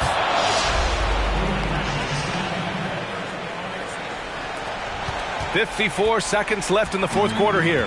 And it's Cleveland's ball. They're on a 14-6 run. Pass to Malone. Again with the block. A defensive stalwart so far. That's 6 blocks. Protecting the rim well. Love the hustle. There's a screen. Now Boucher. Up and in on the layup. I love it. Chris Boucher coming through in the biggest moment. And now we've got an intentional foul.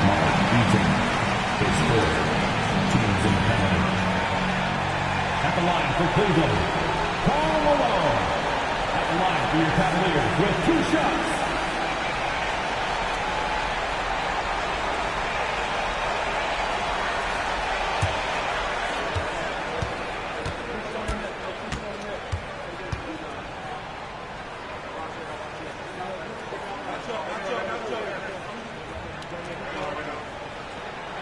So the first one drops, and that makes it a 7-point lead.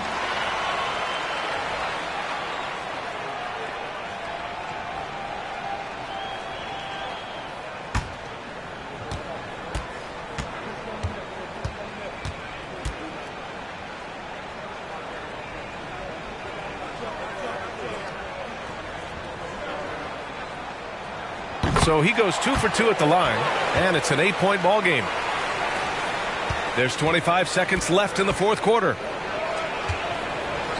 This one for 3. And it's good. Oh, and that cuts the lead to just 5. Unselfish, moving the ball. Love to see this kind of offense. And he commits the intentional foul. At the line for Cleveland, Rajon Rondo. 2 shots.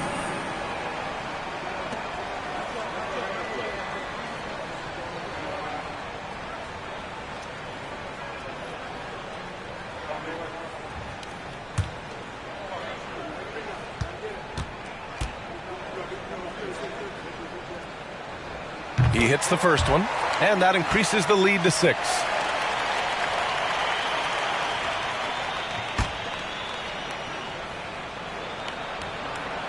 And so both free throws good, and it's a 7-point game.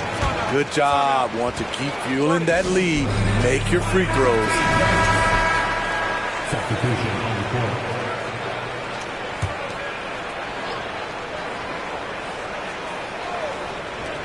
17 seconds left to play in the fourth quarter.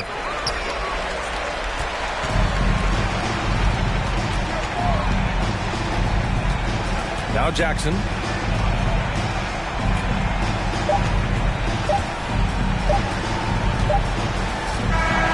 And so the Cavaliers take the win. Boy, they didn't make it easy on their fans or themselves, but at the end of the day, everyone on their side is happy. Yeah, happy indeed.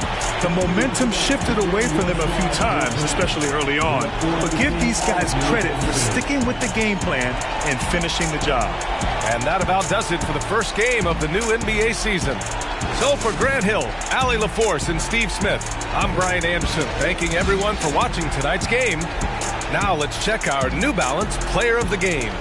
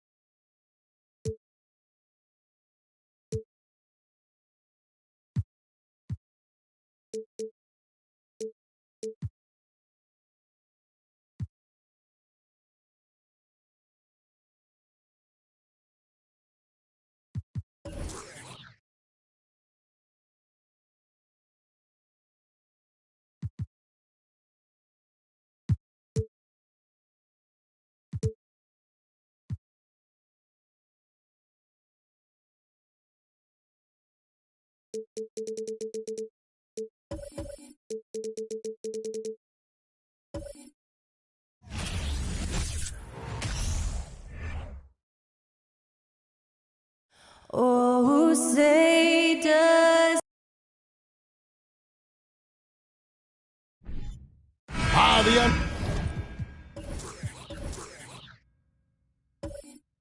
The mistake.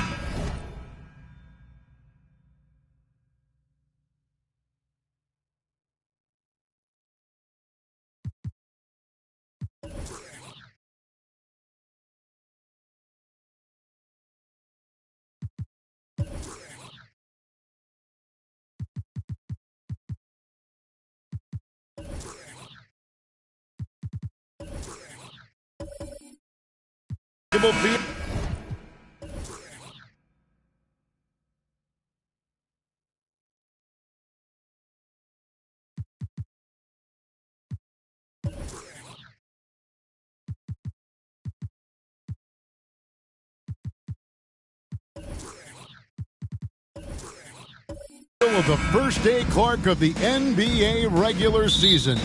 A game each of these teams and us as broadcasters have been waiting for a long time.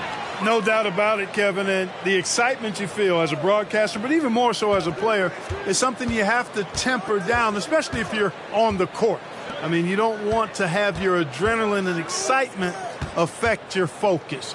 So you focus on the work that's gone into getting ready for the season, and then you try to just let that work lead how you play.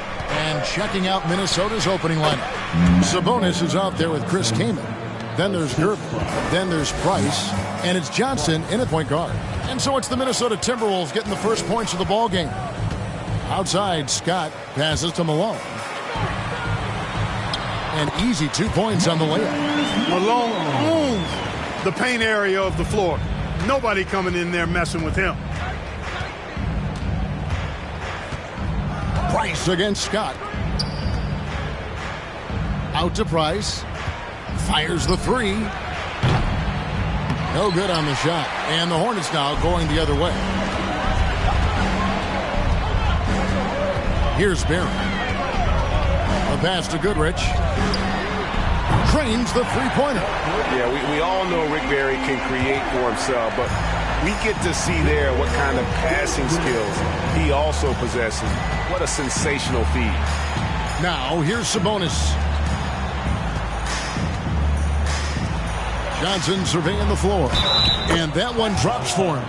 And once he got to the 10, I think he was surprised to find himself that wide open. Well, this early, they should be showing a lot more energy on defense. It's not there. Frank, last offseason, the Hornets decided to part ways with their coach of the past 4 years. Always a tough decision, and this is a critical time for Charlotte. They've got a tremendous young core. They think their time is now, and they want to make a bold move with the new hire. The Timberwolves secured a spot in the playoffs last season, Greg, and we enjoyed it after they got that emotional win in the play-in game in the Twin Cities over the Clippers. What a night. And, Kevin, you can tell it meant a lot to the players. This is a team that has struggled for so long, and by getting to the playoffs, this is a step in the right direction. Now here's Johnson. 5 points in the game. Pass to Sabonis. Back to Johnson. Price outside. Shot clock at 6. Here's Kaman. Great pass to set up the lay-in. Kaman understands how to use his strength to work through tight defense there. Price against Scott. Pass to Malone. Score the basket, his second of 2 attempts. Boy, he is looking confident. Love how they're using him so far. And you know what? They're going to keep using him. I mean, he'll be the centerpiece of their offense today. You can bank on that. For 3, Price. And that's collected by Malone. And he didn't punish them for the weak coverage there, but they can't count on him to continue missing. Here's Goodrich. Charlotte with a new shot clock. And it's slammed in by Malone. You know, part of what makes Malone such a good rebounder is his aggressiveness. I mean, and he also has a real nose for the ball. Johnson with it. Price outside. Inside. Sabonis, no good. That's the kind of D you need when he's got the ball near the hoop. They were all over. Now at the break on the floor, you can see the teams that led the NBA in steals last year. In the third spot, the Timberwolves. Fifth on the list, the Hornets. Both really good defensively last season, and that showed up in those steals numbers. Johnson, the pass to Sabonis. Here's Kaman. Hornets foul call. Charlie Scott. First personal foul. Second team foul.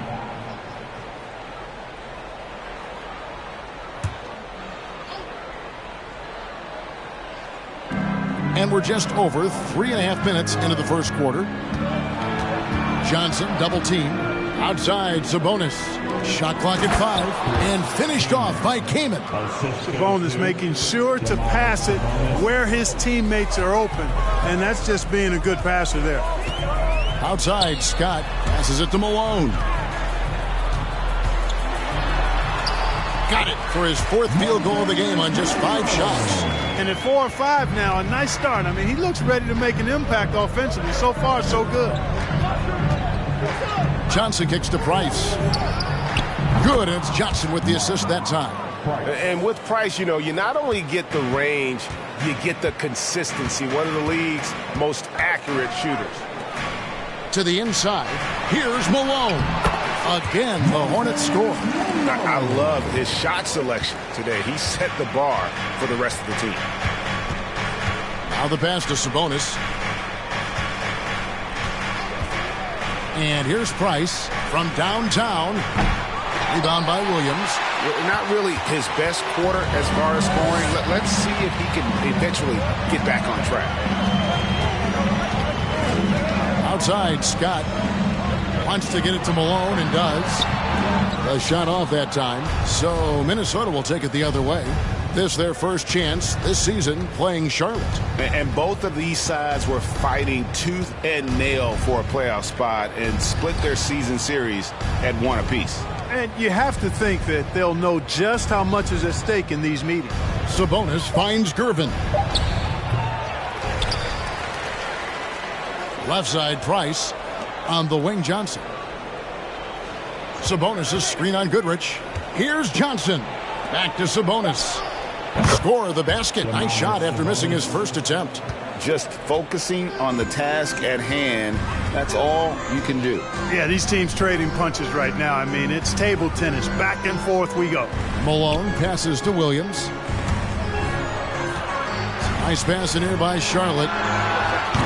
Barry misses. For Minnesota, they've gotten 6 of 11 shots to go down so far. Pretty nice shooting. Johnson, that's in, and he's now 3 for 3 and looking sharp. Magic takes a lot of pride in his toughness now. Shows you why on that finish. They need a good offensive possession. Yeah, they've gone a long time without a bucket. Pass to Scott. Now here's Goodrich. And he lays in the alley-oop. Oh, Kevin, get a load of that one. Take that play and put it in the alley-oop textbook, boys. Perfectly done. You're right. He put it on a platter for him. And a nice touch on the finish. Timeout called. First of the game for Minnesota.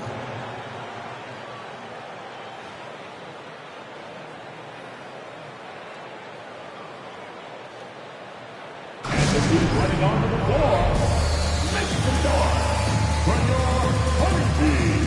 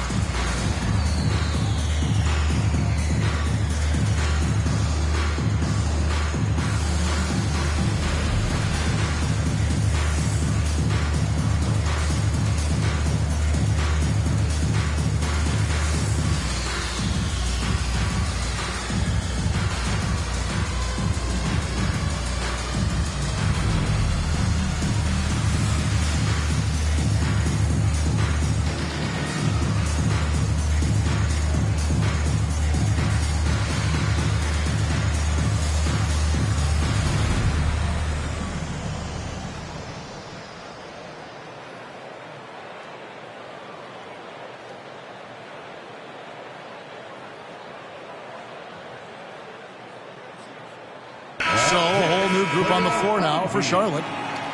Minnesota making some changes.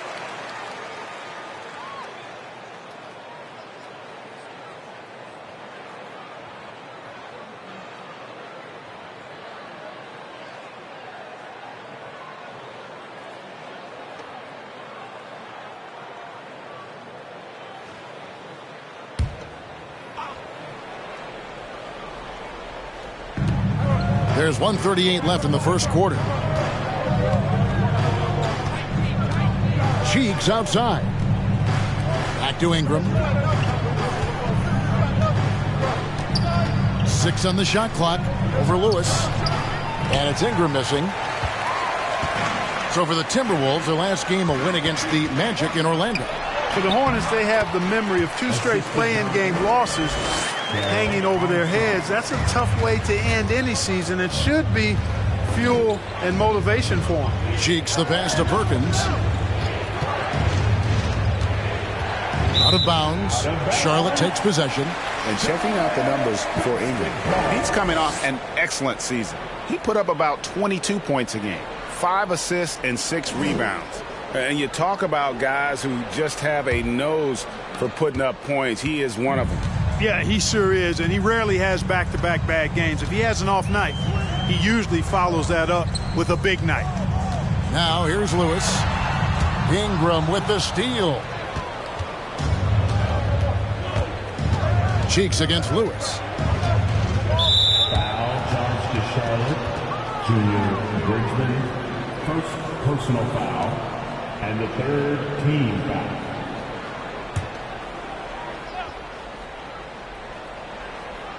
Here's Cartwright.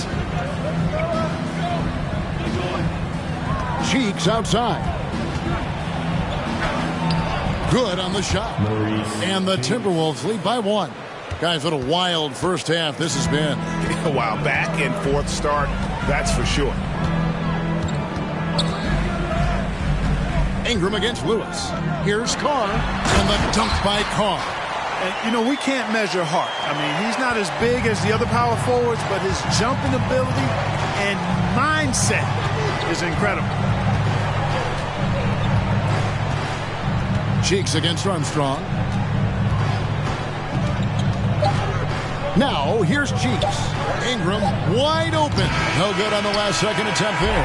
A big-time effort for Moses Malone, providing a lot of energy for Charlotte. That quarter had to take a lot out of him. He racked up 12 points. We'll get right back to the action when we return.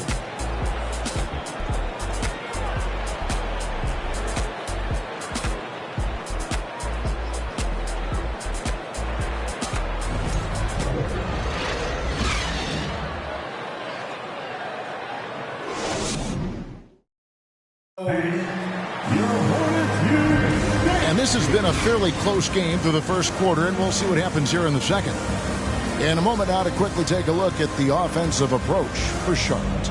And they've set the tone from the jump. They're looking to pound it inside and score in the paint. One other thing they've done really well, moving the ball around.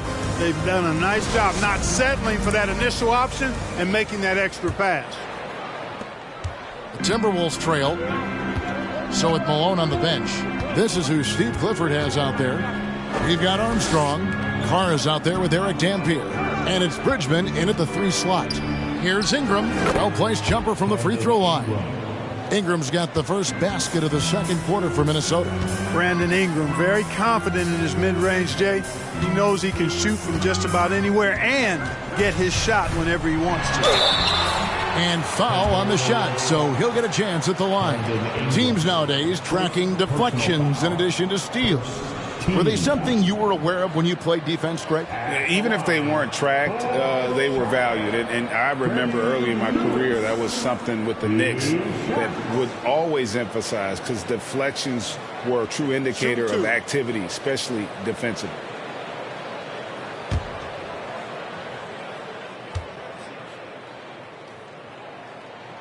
The first one falls.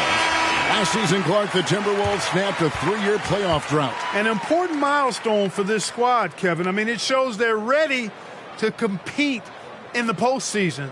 That's huge and speaks to just how far this team has come. And it's a completely new lineup for Minnesota.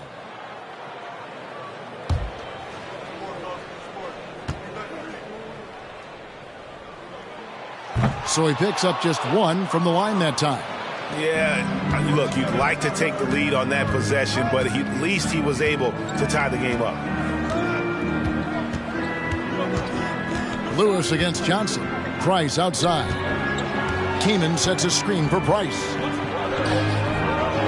A second chance effort, and it's finished off by Kamen as he lays it in. Kamen's got 6 points. And terrific work from Kamen, using his height to inflict damage on the glass. Outside, Scott wants to get it to Malone and does.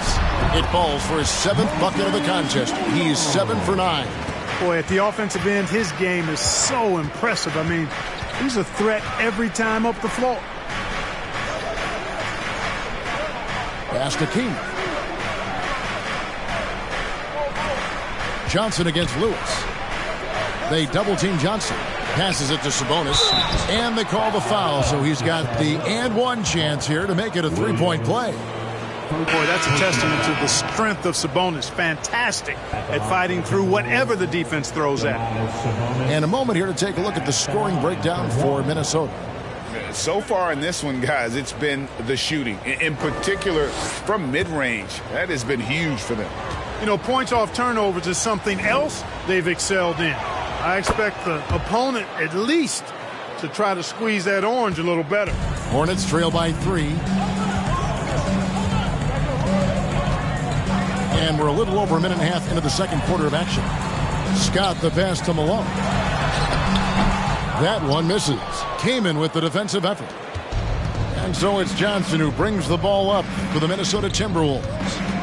In the second quarter, they've given up just 3 points. Now, here's Sabonis. 5 points in the game. Malone with the steal. Here's Barry. Defended by Kamen. Malone. And he gets the whistle. 2 free throws coming up. And last year, Minnesota had a tough end to their season. In their 10th playoff appearance, they made their 9th first-round exit. Charlotte shooting their 3rd and 4th free throw shots of the night. Yeah, last year, collectively, only 74% from the line. And it's something they know that if they improve, can really have a big impact on their success.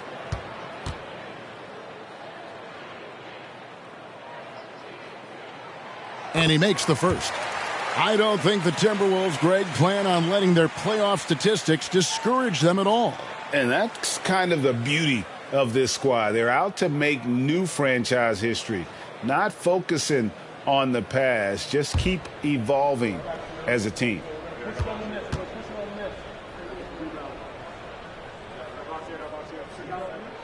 And both free throws good for Malone. And among NBA bigs, he is known for his ability to deliver at the free throw line. Johnson against Goodrich. And the wide open shot from Price. And airballs the triple. That one was way off. Charlotte trailing. And while we've got a moment, let's send it over to our terrific reporter, David Aldridge. David? Thank you, Kevin. Domantas Sabonis is one of the best passing big men in the league. He said, sharing the ball is contagious. Everyone feels confident and knows they'll get touches, which makes the game fun. That can build chemistry on a young team. Kevin? And David, we know how important that is. And we thank you for your report. And it's Durbin missing. The Hornets have gone 2 of 3 from the field here to open the second quarter. Barry the pass to Goodrich. It's Scott on the wing. Nice pass in here by Charlotte. Sabonis grabs the board.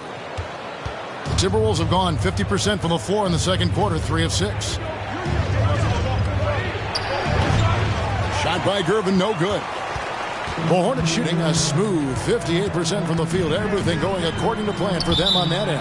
And out of bounds as the Timberwolves gain possession. And a quick look at how the Minnesota Timberwolves schedule is shaping up. On Saturday, they continue the road trip, heading out to Philadelphia to take on the 76ers. And then on Monday, they'll head back home to host the Miami Heat. And, you know, nobody loves playing on the road, but it does offer a good chance to see exactly what your team is made of. This team is going to find out a lot about itself over the next stretch of games. He's slick, he's smooth, he's got a slithering nature to his game, which allows him to get busy in the lane. Now, here's Scott. No points in the game yet for him. And the pass to Goodrich. Williams, a screen on Johnson. Here's Goodrich. Outside Williams. Clock is at 3. Scott finds Williams. And the Hornets miss again. Well, you know he wants that one back. I mean, more often than not, he'll sink that mid-range jumper. Came in a screen on Goodrich. Here's Johnson. Malone with the block. How about the quicks there by Malone to get up and deter that shot, utilizing that size and reach for the rejection. Now, here's Scott. And that'll be 2 free throws coming up. Officials on the call with the foul. That one is on Kamen. Really the right play defensively. If you can't block, force them to the line. Yeah, exactly. Prevent the layup, give them a little bump, and then maybe they'll think twice about coming into the lane next time. And if they don't think about it, at least they might be distracted by your presence.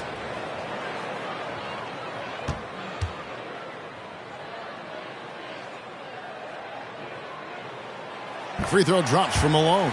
You know, he didn't get to the line in that entire first quarter. But right now, he's showing some aggressiveness out there.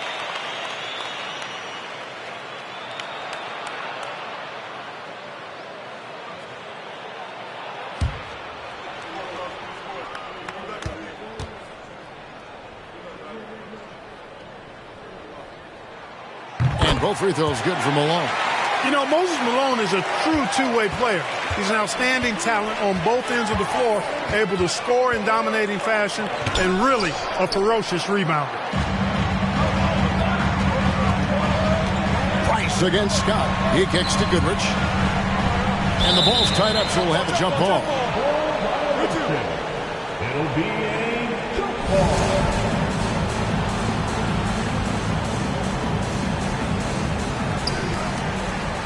Williams dishes to Scott. Pass to Goodrich. Feeds it to Scott. Pass to Barry. 4 on the shot clock. They get it back. Malone laid in with a nice touch off the glass. Malone's got the lead up to 3 now for Charlotte. You know, throughout this quarter, guys, they've had no answer for him defensively. And he's been absolutely relentless. Passes it to Price. Sabonis feeling it out a bit. To the middle. Here's Johnson. And Magic Johnson with the slam. A little extra magic for the fans on this play.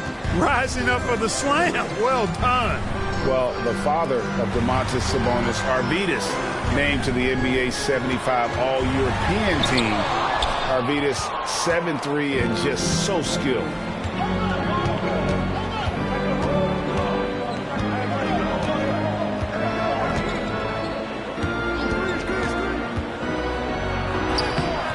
Hornets with the rebound. And Greg, what was it like playing with the 7'3" Arvydas when you were in the NBA together? Kevin, we had a couple years together in Portland, and I'll tell you what, he was an incredible passer. Really made me a better cutter because he was the first guy I played with that could make all the passes no matter where he was on the floor. Now here's Johnson following the miss by Moses Malone. Here's Gervin. Malone with the block. Scott against Price. He gets that one.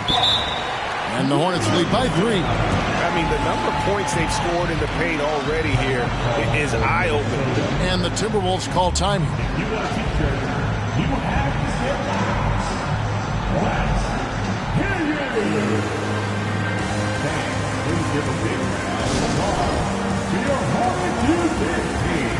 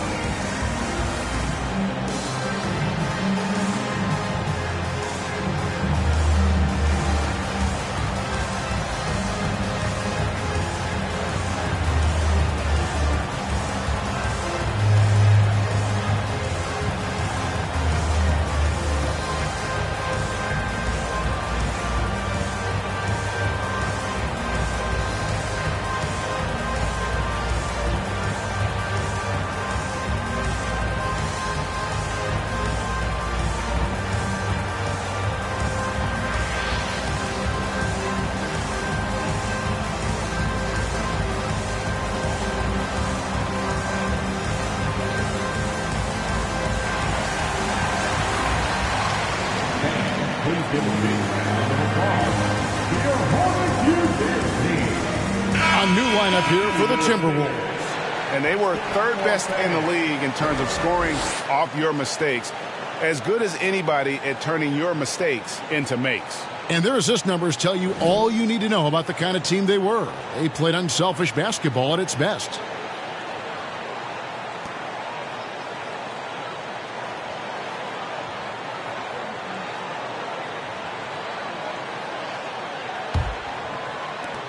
There's 1:40 left to play here in the half.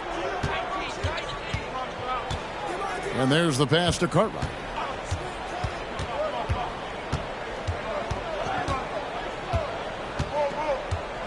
Ingram outside. The tray. It's hauled in by Malone. Malone's got 6 rebounds now in the game. Bridgman the pass to Carr. That's it, and he's now 3 for 3 and looking sharp. And now you see them starting to really work the ball inside. Cheeks kicks to Ingram. Pass to Cartwright. Another foul would give him 3 before the half. Something to keep an eye on, guys. Lewis checked in for the Hornets. Second team back. Coming onto the floor for your Hornets, Freddie Lewis.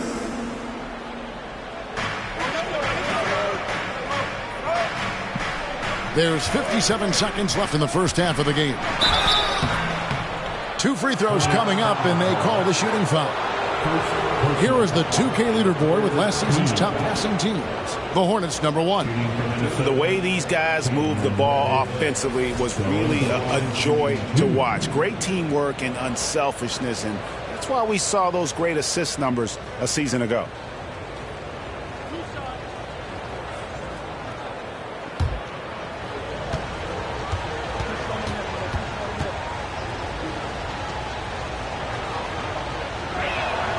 And the first one at the line is good.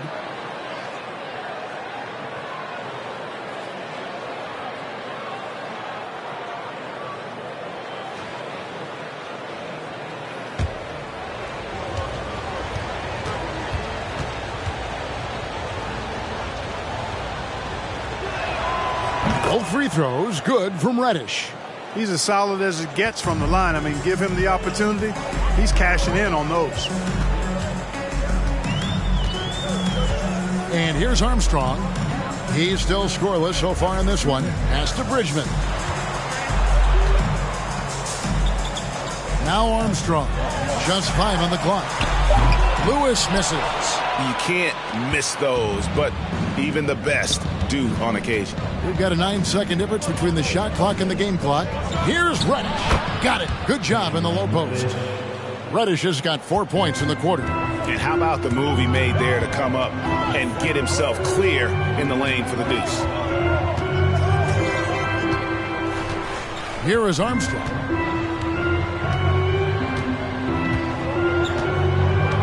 Carr with a screen on Cheeks. Here's Bridgman. Connects from 3-point range. And the Hornets lead by 4. And we always talk about making your teammate better. That assist was right on target. Hornets, 37. The Timberwolves, 33.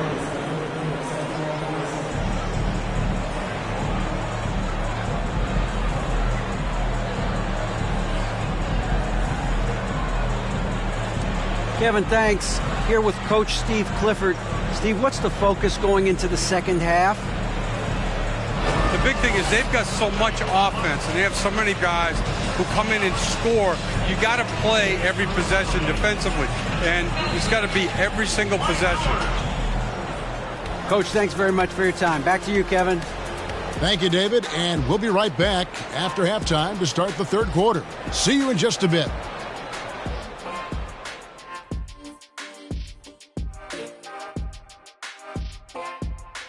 Welcome, one and all. Before we hear Kenny and Shaq's insights on that first half, let's look ahead and check out the upcoming schedule. Some exciting games in store for us. Shaq, rate your level of excitement on a scale from 1 to 1,000,000. I'm going to go with 900,000, 800,000, 750,000. Final answer? Okay. Incorrect. Well, I'm glad you didn't ask me. Getting to that first half of action from Minnesota, they find themselves in the middle of a tight one. They haven't been terrible defensively, but they haven't been great. They're just giving up way too many looks. Yeah, the ball movement has them scrambling a little. Yeah, I'll take some cheese with those scrambled eggs, Ernie. And that's a halftime wrap. Let's get back to the second half with the call by Kevin Harlan and the crew.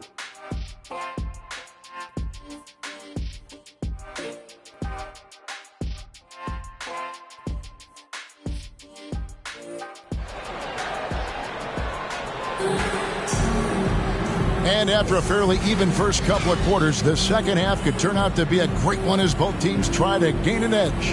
An exceptional performance so far from Moses Malone. As impressive as the block totals are from him early on, they don't even tell the whole story. He's changed countless others. Yeah, you know, he's been up in the air so often, he's been absolutely a pest on the defensive end. Second half of basketball upon us. We may be in for an exciting finish based on how close of a game it's been so far. And so in the game for the Timberwolves, Chris came in out there with Sabonis. Then there's Price. Then there's Gervin. And it's Johnson in at the point. Now here's Johnson. And here's Price for three. And good coming off the assist by Magic Johnson. Johnson's got his fourth assist with that last one here tonight. Outside, Scott. Now the feed to Malone. That shot is good. He's taken 15 and made 10 from the field tonight. So far, Malone has it going on, folks. The defense appearing absolutely helpless trying to stop him. Price outside. And they're unable to get the tying basket there. Hornets leading by 3. Goodrich with it. Outside, Scott down low. Here's Malone. Banked in off the glass. Malone's got 4 this quarter. Boy, the hard worker that Malone is makes you appreciate it, especially close to the rim. He's a strong guy who usually overpowers defenders inside. And the shot is good from Johnson. It's a great move, and he catches the defense completely off guard. Yeah, if that's a harbinger of things to come, he's looking at having a very big second half. Now here's Williams. On the wing, Goodrich. And stolen by Kaman. Here's Johnson. And the rebound goes to the Hornets. Yeah, but the hand in the face, it's critical that you contest his shots every time down the floor. Outside, Scott. Pass to Malone. And he makes good on the layup. Malone's got the lead up to 5 now for Charlotte. And you gotta love the big bucket in the paint in this sort of a grinded-out game. Goodrich against Johnson. The pass to Gervin. Over Barry. And it's off the back rim. No good. Charlotte leading by 5. Just under 2.5 minutes into the third quarter now. Here's Goodrich. And it's off from three-point range. Yeah, but they're 3 of 4 to start the second half. Outside, Sabonis. To the paint. Here's Kaman. Good, and it's Sabonis with the assist that time. Sabonis has got his 4th assist with that last one here tonight. Goodrich passes to Williams. Scott with the ball. Sabonis defending. They double him with Price. And wrestling for it there, but no one has possession. We'll have a jump ball. And we got to take a second look to admire that outstanding block. And that is a huge block. Given how close this game is, a stop like that was right on point.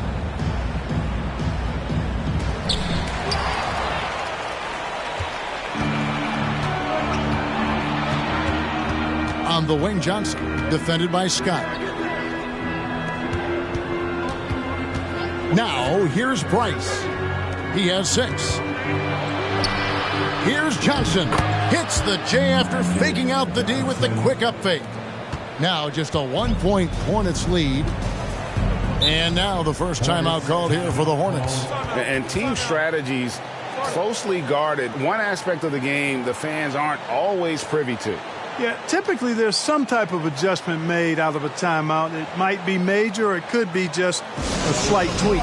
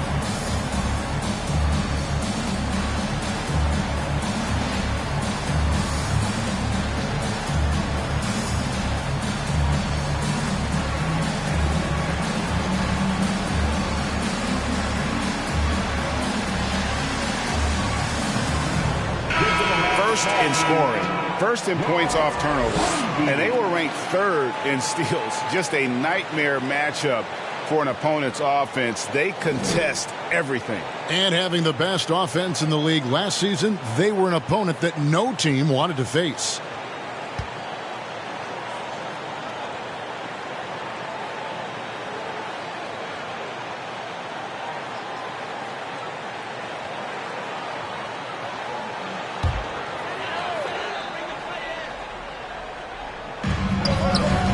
Here's Goodrich, and the call on the shot that sends him to the line. And what's interesting about Goodrich, it doesn't have great size or an explosive vertical, but he's just tricky enough to draw fouls. Charlotte shooting their 7th and 8th attempts at the foul line tonight. 2 shots.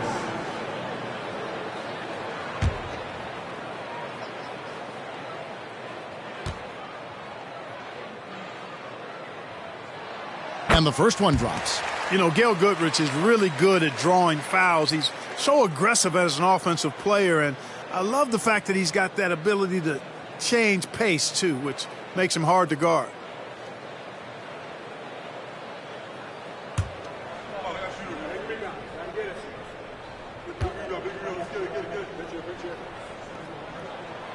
Both free throws good from Goodrich. Just over 3.5 minutes through the third quarter of play now. Johnson against Goodrich. Sabonis sets the pick for Johnson. That shot is off. Good D by Williams. And they haven't been able to turn it into a big lead, but their rebounding advantage is starting to add up. Yeah, still close, but with their tough play on the boards, we're certainly seeing the effort. And it's sent back by Sabonis. Outstanding defensive instincts by Sabonis. Really good timing when to rise up to reject shots. Oh, the officials are all over that one. Clearly a foul. I mean, didn't give him any choice but to blow the whistle. I mean, you got to play without fouling. And a closer look here at the scoring breakdown for the Hornets. Well, you know, for me, the passing has been fantastic all night. Everybody loves watching this style of basketball where the ball moves and players move. Coaches, fans, and even us broadcasters can appreciate that kind of action. And they've also played exceptionally well in the paint tonight, taking advantage of their opportunity to work inside. Bill Cartwright, he's checked in for the Timberwolves.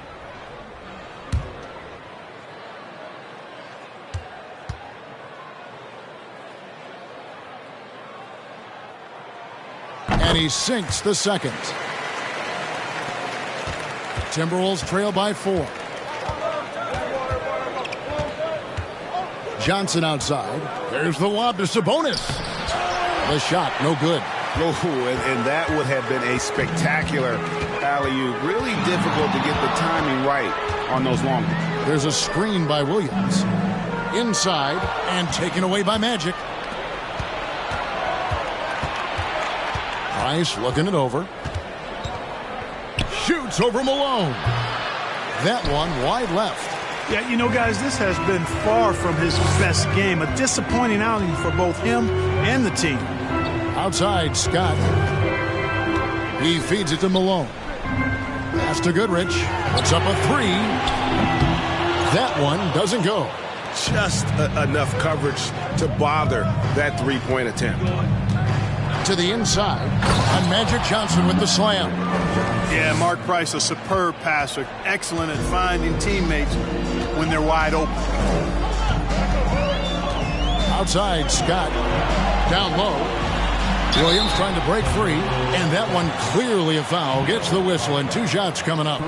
The Hornets have made their free throws at a pretty good clip. They've hit 8 of 10. At the line for your Hornets, Moses Malone, taking 2 shots.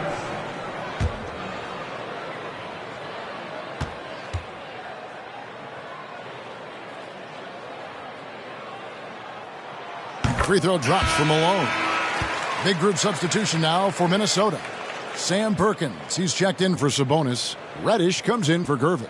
Brandon Ingram, he's checked in for Price. And Cheeks is subbed in for Magic Johnson.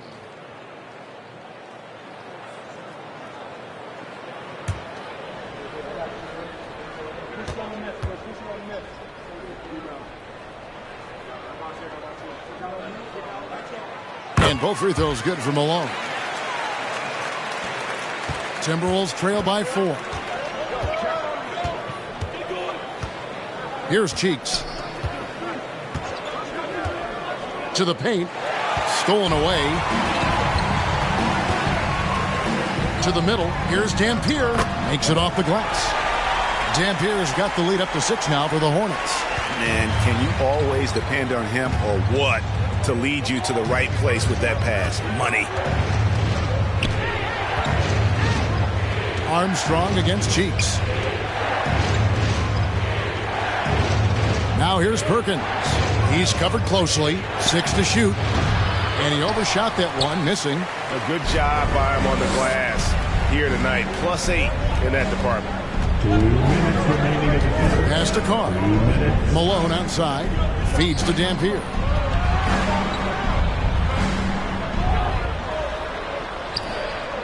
The rebound by Cartwright. Timberwolves trail by 6. 1:41 left in the third quarter. He dishes it to Ingram. Here's Perkins. And finished off by Perkins. Good to see a player going all out when the game's this tight. You know, G.A., he knows what his job is. Patrol the offensive glass. You know, that time I thought he did it with authority. Tremendous putback at a time when they really need it. Now here's Ingram. Following the miss by Moses Malone. And Reddish with the slam. He just powered that one down. One of the game's top dunkers. Absolutely salivates when he attacks the rim. Here's Bridgman. Baseline J on the way. The rebound by Cartwright. Cartwright's got his 4th rebound with that last one here tonight. And Reddish with the slam. Always looking for an opportunity to serve somebody else up. Cheeks loves dropping down. Passes it to Bridgman. Inside.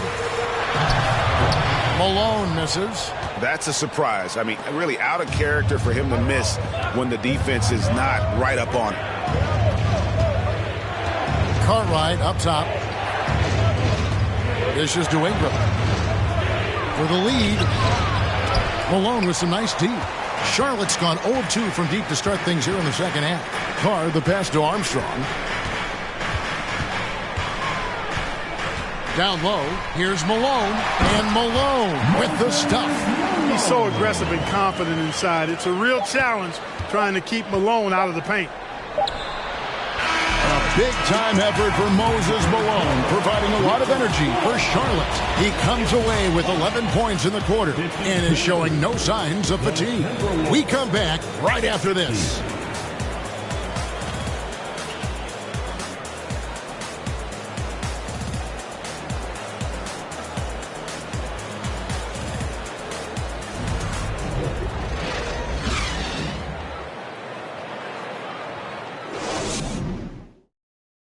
And let's take this chance now to show you the State Farm assist of the game.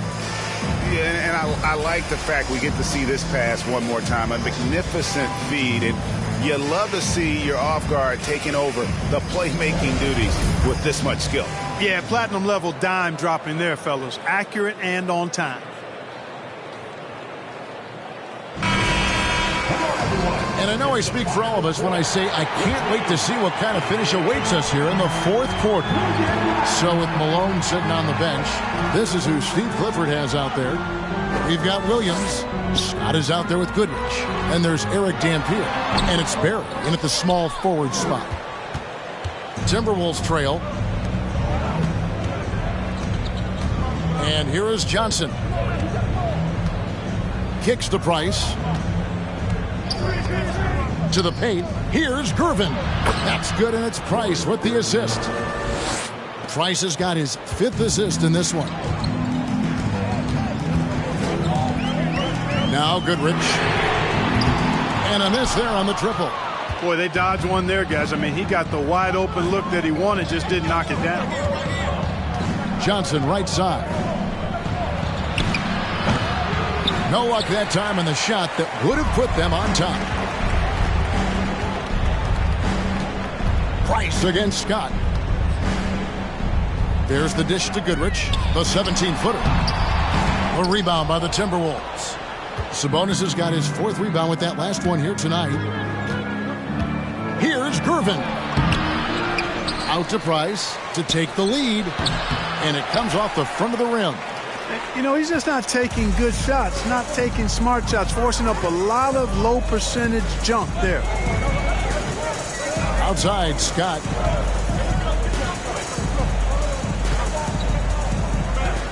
The pass to Barry. Fires for 3. Sinks the triple. Barry's got himself on the board with 3 there. And if there's one guy you know won't hesitate to pull the trigger, it's Barry. Before that pass even got there, you could tell his mind was made up. He was going to take that shot. And I'll tell you what, he is one guy you do not stand in the way of when he decides to attack the basket. Charlotte calls timeout. And team strategies closely guarded. One aspect of the game the fans aren't always privy to. Yeah, typically there's some type of adjustment made out of a timeout. It might be major or it could be just a slight tweak.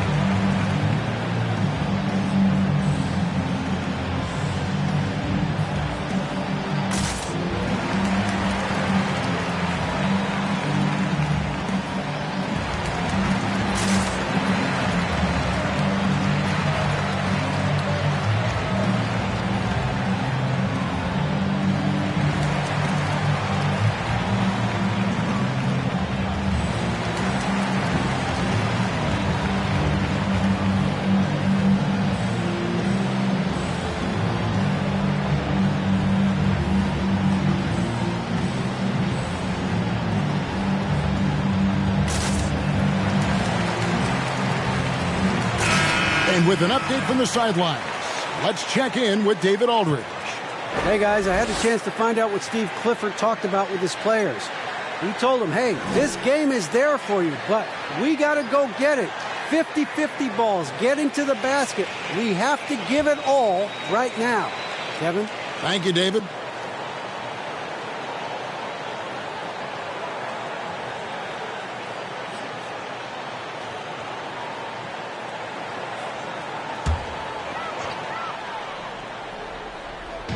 And we're about 2 minutes into the fourth quarter now.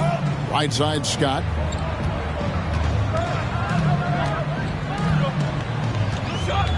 Back to Williams. 5 to shoot. Goodrich against Johnson. Deflected by Johnson. And those are the kinds of mistakes that are magnified when you're talking about a game down the stretch. Lewis checked in for Goodrich.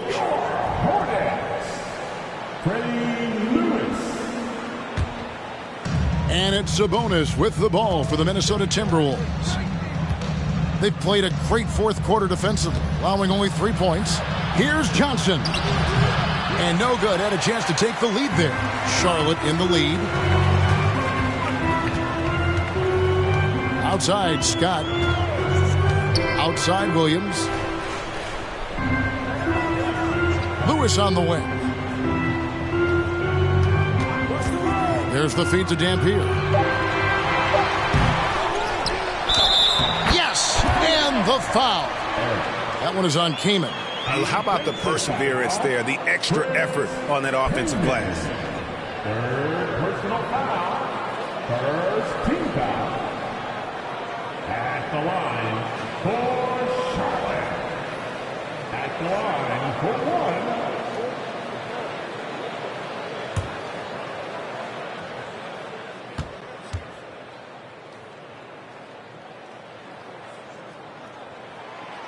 On the free throw, no good. And that one goes out of bounds. Last touch by Kaman.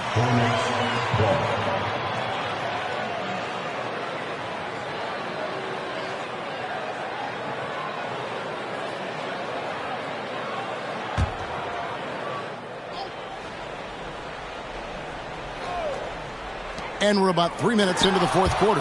Tell you what, the long arms and great wingspan of Johnson, well used and suited for the shot denial. Pass to Sabonis. Left side, Price. And once again off the mark by Minnesota. Not a whole lot going down for him at this point. He just can't buy a break. Scott, good. Really, really good at recognizing the gaps and getting the ball to the rim. Guys, they're looking for a way to score here. Yeah, they've had a tough time taking the lid off. Kaman kicks to Price. The Timberwolves again can't hit. He's been ice cold tonight. And, you know, you look at the scoreboard, guys, they really could have used his contributions. Not his best game, but they're still getting it done collectively. Unloads from 13. Price can't get that one to fall. Boy, this is bad. Tough to watch. I mean, this is really bad. He's stone cold this quarter. Man.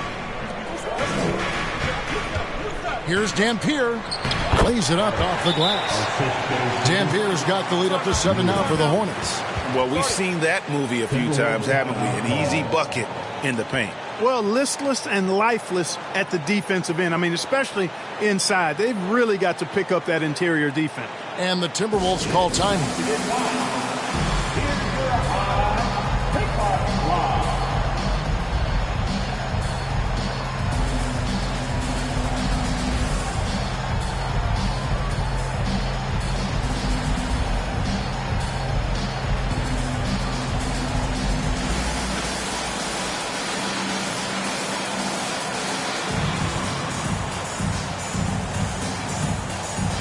Charlotte making a switch.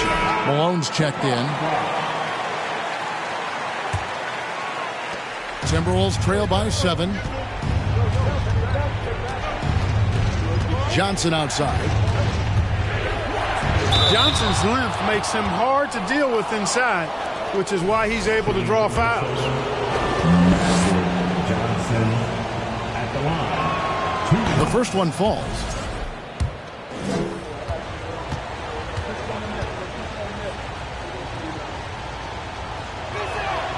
So he gets them both. You know, Johnson is really one of the more unique point guards that we've had in the game over the years. And he's able to do it with style and substance. Now, here's Scott. Here's Barry, who is outside. The 3. Gervin pulls it in. Minnesota's gotten off to an 0-for-2 start from downtown here in the fourth quarter. Here's Johnson. Good, and the assist goes to Gervin. Gervin's got 3 assists now in this one. Protecting the ball well there, Johnson. Very skilled at scoring against tough defense. Now, here's Scott. Lewis passes to Scott.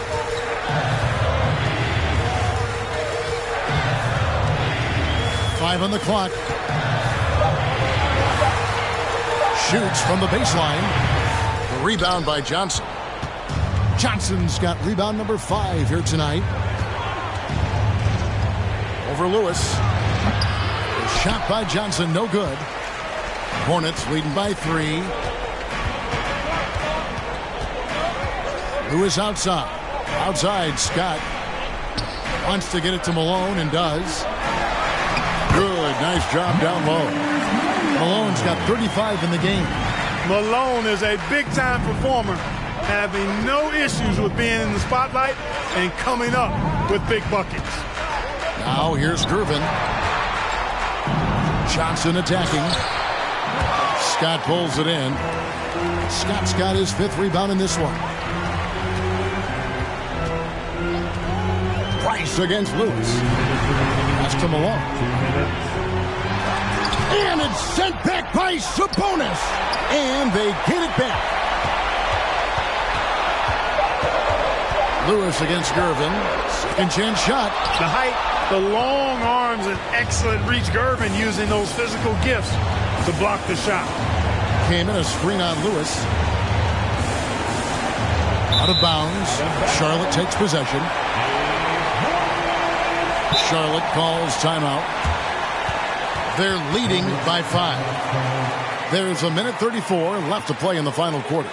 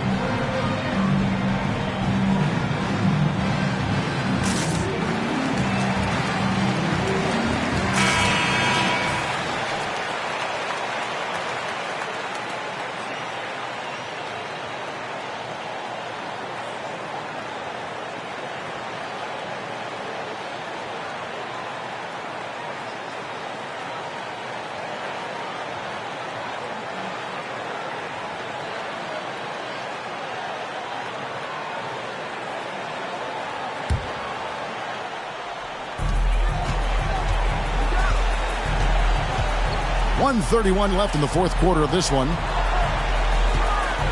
Here's Malone. And again, the Hornets missing. Timberwolves trail by 5. Came in a screen on Lewis. Left side, Gervin. Over Barry. Boom, he jams it straight down. Great game for him. Double-double now. 10 points and 10 rebounds. That's the definition of clutch. You know Gavin has to feel amazing knocking that one down. Now here's Price. Takes it inside. Count it! And that shot brings them to within just 1. Oh, you just love seeing a player with absolutely no fear. Cool, calm, collected, and confident in the biggest moment of the game? Yes. Malone against Keenan. He can't get it to go. And it's the Timberwolves taking it the other way. Here's Price. And that won't go, missing the go-ahead bucket. And they go to the intentional foul. And the Hornets call time here. They're in front by 1. 26 seconds left in the fourth quarter.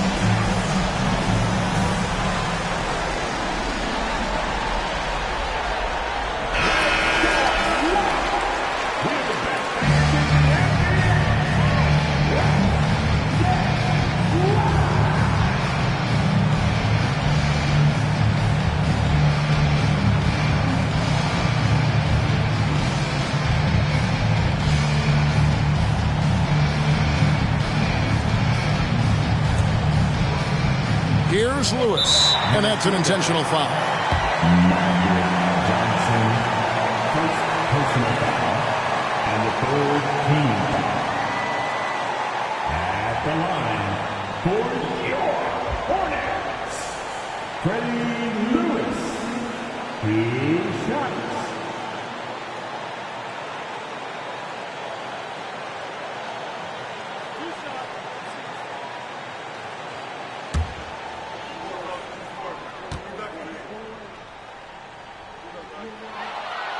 Good on the first, and that will put them up by 2.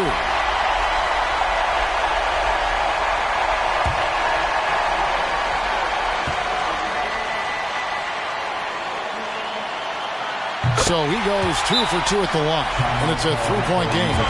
And the perfect time to be perfect at the line. Only a 3 can tie it now. Minnesota calls timeout. They're trailing by 3.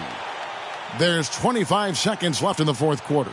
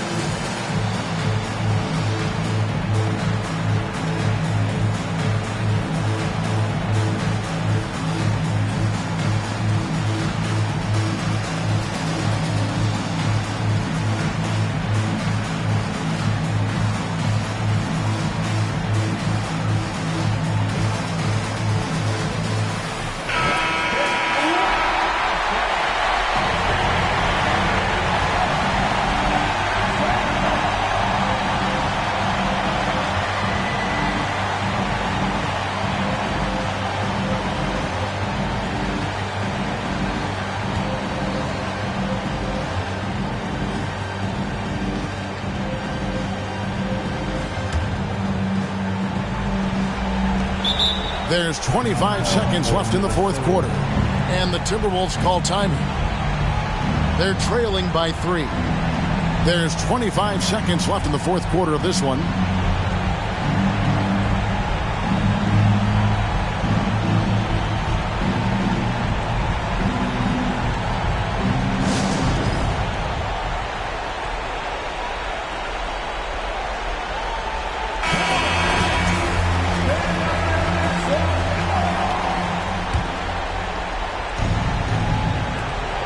There's 25 seconds left to play in the final quarter.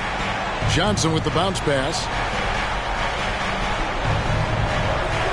Outside Gervin. And foul on the shot. He'll shoot 2 at the free throw line. Seems like Gervin always finds a way to score.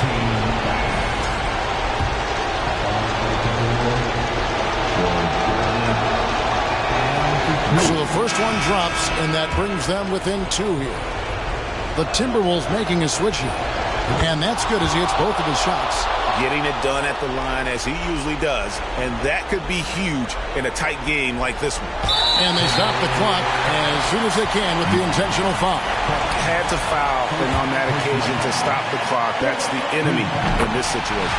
And you know what? Who knows? A few misses at the stripe, and they're right there within range. You know, late game free throws are a lot different than early game free throws in terms of making. There's Sabonis. Can't get the 3 to fall. They came close there to tying it up. Yeah, you know, and after the way they fought back into it here in the fourth, that would have been a big bucket for them. And he hits both free throws here. So now it's a 5-point game. Those free throws are the nail in the coffin, guys. Missed. And so it's Charlotte with the win. Probably a little closer than they would have liked it, but a win nonetheless. Yeah, but I really got a sense that the fans gave them that emotional boost that was needed down the stretch. This crowd, man, they were electric. And that about does it for the first game of the new NBA season. For Greg Anthony, Clark Kellogg, and David Aldridge, this is Kevin Harlan. Thanks for watching the NBA on 2K Sports. As we leave you with our New Balance Player of the Game,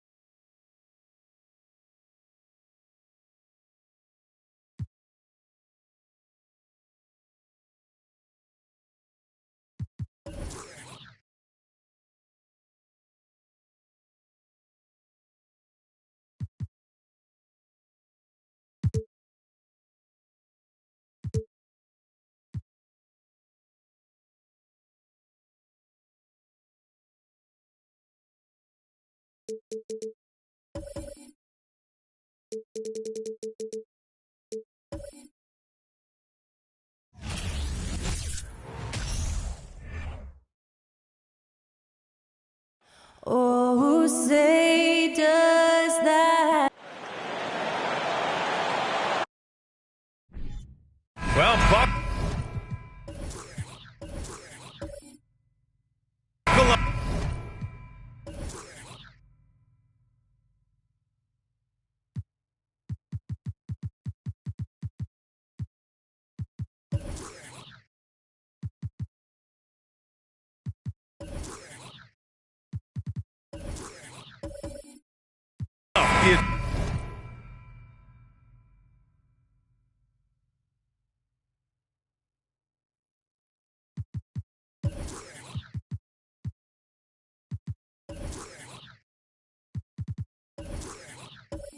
Opening night.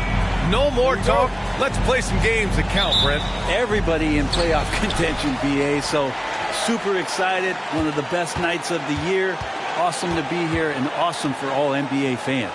And here's the starting group for the New York Knicks. Pass to Brown. Here's Theus. 5 to shoot. Oh, it's blocked by Williams. And he gets it back. They get it back. Kick out to Brown. Now here's Lillard. Here's McDyess. Tough sequence there. They just couldn't get it to go. Lillard against Bryant. And it's going to be out of bounds. New York will have another go.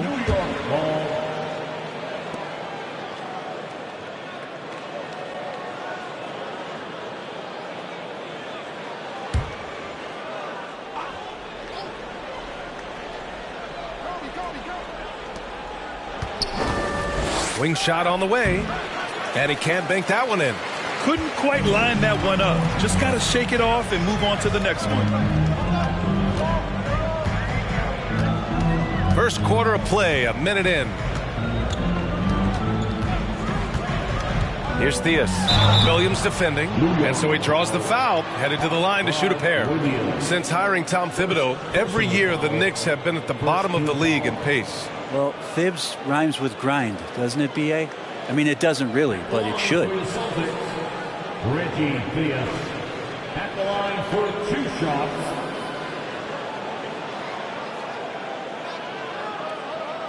Shooting 2.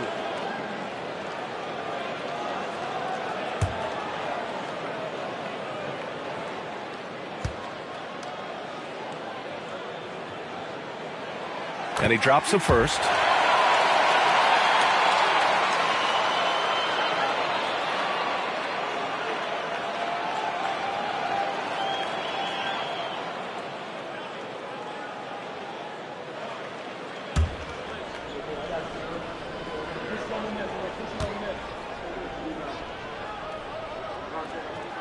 Both good from the line that time. And you have to think that one advantage this Celtics team has is a deep roster. Lots of quality guys they can assemble different ways. They're pretty adaptable. The Celtics have gone 0 for 3 from the floor to begin this one.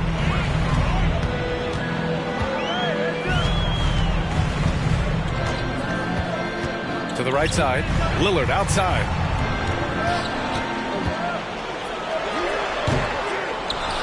Boston, no good that time either. You know, a versatile bench really is a gift for the Celtics in tough situations. And even a great starting 5 isn't perfect against every opponent. It's important to have flexibility, and that's something that Boston definitely has. So it's Boston now. The Knicks making their last shot. Right wing. Pass to Wilkins. Here's Theus. Down to 5 on the shot clock. Here's Lillard. No good. A bit long that time. I mean, just a tough start. Missing their first 5 shots. They swipe it. Well, if you're just tuning in, we've played about 2.5 minutes here in the first. Here's Theus. Here's Wilkins. Williams grabs the board. Bryant against Lillard. Bryant, no good. Things are going south right now. This is not the type of shooting that his teammates expect from him. Here's Theus. Sinks that one after missing his first 2 attempts. Now 1 for 3. Such a critical part of how their offense is going to flow. Things are only working when he seems to be on the floor. Here's Drew.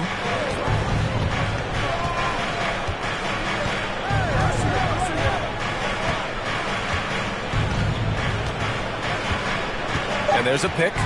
Inside. And stolen by Brown.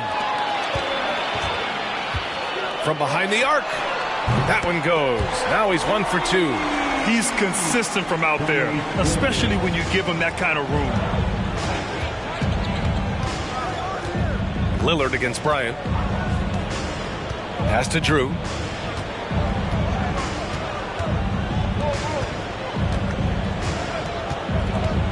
Bryant outside.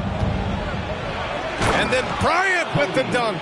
He's just too quick to the cup. No one near him to get postered. The Celtics with the lead. Here's McDyess. Here's Theus. Guarded by Poole. Trying to go for a lob there. Excellent defense and anticipation to stop it. Brown. It's rebounded by New York. That's 2 points they should have had. I'm sure he'd love to get that look again. Pass to Drew. Williams with the screen. Down low. Oh, deflected. Here's Theus. To the paint. Here's Wilkins. Oh, a nice one-handed slam right there. What a two-way play. Just tremendous. Yeah, the steal was slick. The slam topped it off. And we say it time and time again, so I'll repeat it. Have to be careful with the ball, or this is what happens. Drew misses. He just couldn't finish the job that time. And too bad, because it was a nice look. Here's the teardrop. Oh, it's blocked by Williams. Poole outside. On the wing, Bryant. That one drops for him. Bryant's got 6 points. Pounding it inside early and often, setting a physical tone. And Boston calls time here. You think back in that 21 season, finally the Knicks breaking back into the playoffs. You know, it had been 7 years since they got there, and Coach Thibodeau receiving the Coach of the Year honor, well deserved.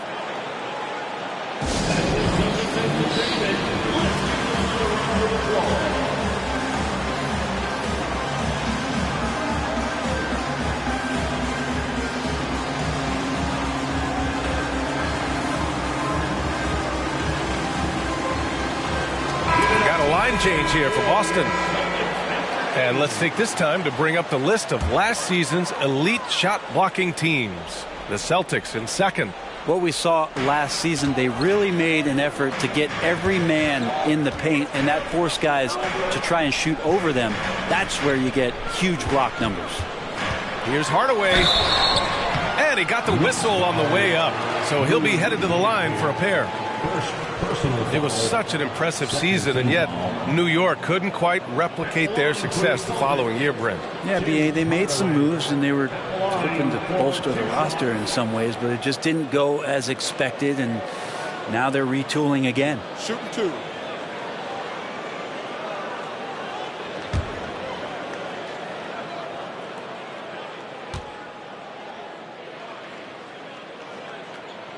First free throw is good. Well, Grant, you look at the Celtics and their defense. Not a surprise. It's at the heart of this team. No question. I mean, you have 3+ defenders on the perimeter.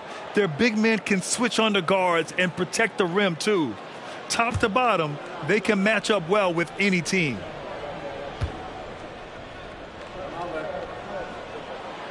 He does not get the second one for New York. They've gone 3 of 8 so far. Going inside, and down it goes. Jam that one home. Oh, that was nasty. A two-hand mega slam. Man, I don't think anyone was going to stop him there. Outside, Finney-Smith. Back to Hardaway. Now with 2 fouls here in the first quarter, everything changes for him. He's got to be more careful on defense.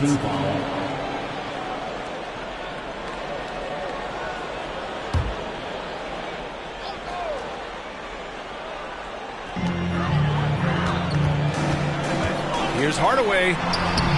Sweet little floater. Always fun to look at. Not tremendously efficient, but the floater, boy, those sure are pretty. New York trailing. Here's Lewis. And there's the screen.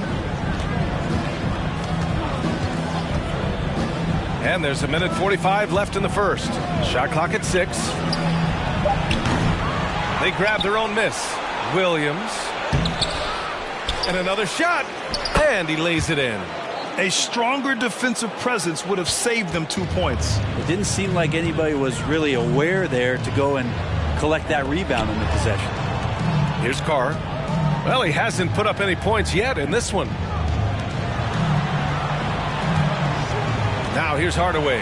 Tight defense on him. That shot off. We'll have a hard time shaking that one off. Perfect position, plenty of space. Just clanked it. Wow, he really fires up his team with his ability to extend possessions. Pass to Lewis.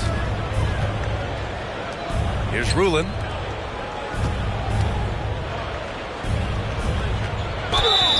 So it'll be 2 free throws. He was fouled in the act of shooting. Now for the Knicks, what's it going to take to bring them back to the glory days? Oh, that's a loaded question, B.A.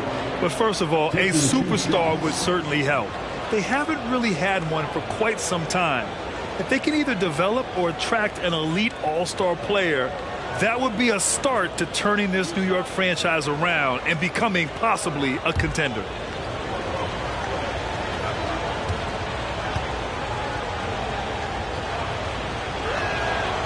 That free throw, no good.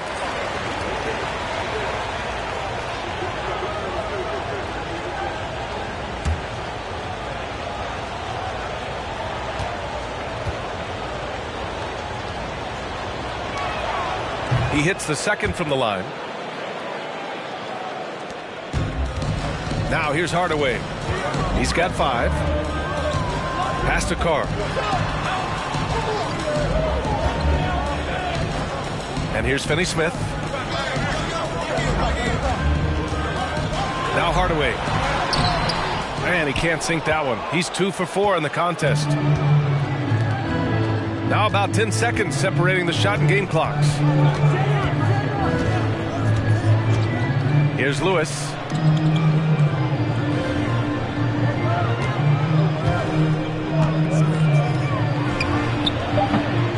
Oh, it misses. Had a chance to tie it. Pass to Hardaway. New York foul. First personal foul. 4th team foul.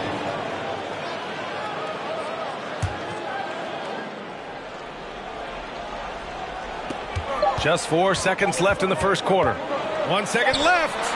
And no good. Trying to get that one to fall. Well, a good close contest so far as we finish the first quarter. It's the Celtics. They lead by 3. And we'll get things started in the second quarter when we return.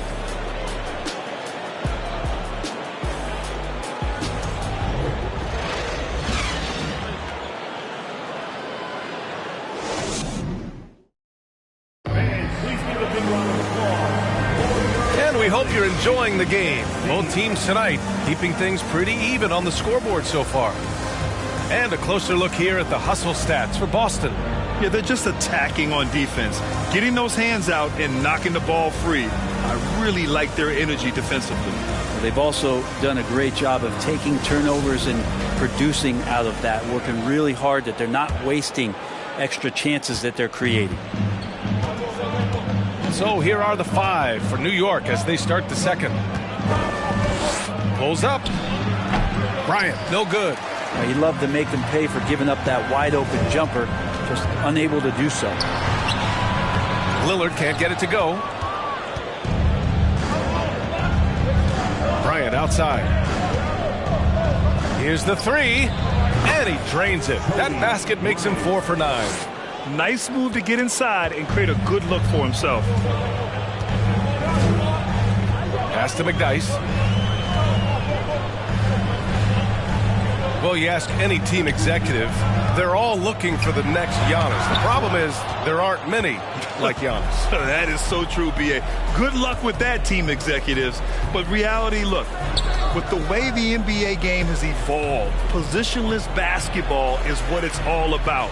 You combine that with size, skill, and talent, that's a dangerous combination, and that's what every team needs. Let's check in with our reporter, Allie LaForce.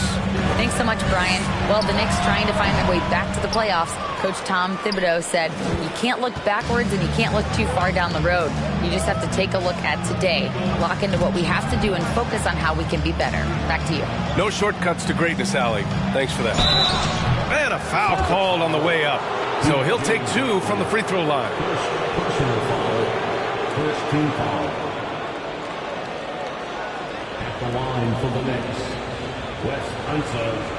At the line for 2.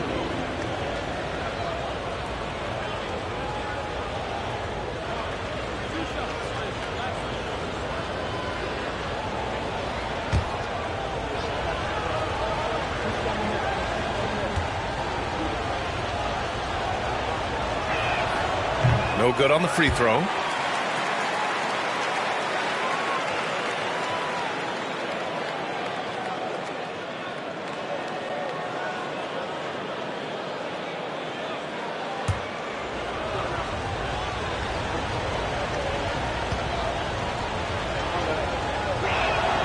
And now they lead as the free throw drops in for them. We're about a minute and a half into the second quarter now. Pass to Wilkins. Here's McDyess. And here's Lillard from beyond the arc. On target from range. Lillard's gotten himself going here. His first points of the game on the deep ball. Here's Bryant. And he can't get that one. And Boston going the other way now. They beat the Knicks during their last encounter in New York. And they came away with the win because everyone contributed. The starters, the bench, they all played as a unit. Well, the second unit came in last game and just played lights-out basketball. I'm sure they'd like to do that again. Here's Bryant after the basket by Boston. 6 to shoot. Pass to Drew. From deep three-point range. And the Knicks miss again. The Celtics have gotten 2 of 5 shots to fall this second quarter. Lillard outside. Launches a 3. And the rebound goes to the Knicks. Bryant outside. The 3-ball. Hits the 3-pointer. Bryant's got 6 here in the quarter. You got to try to scramble the Jets right here and get that guy off the sweet spot. That's one of the best 3-point shooters in the league. Here's Lillard. No good. The Knicks go the other way with it. Been a struggle for him tonight, but if they can make this lead hold up, he can just chalk this up as one of those nights. Bryant. Offensive board. Goes up again. Oh, and he got fouled on his way up. He'll head to the line to shoot 2. The officials were right on top of that one. Shooting for New York. 2 shots.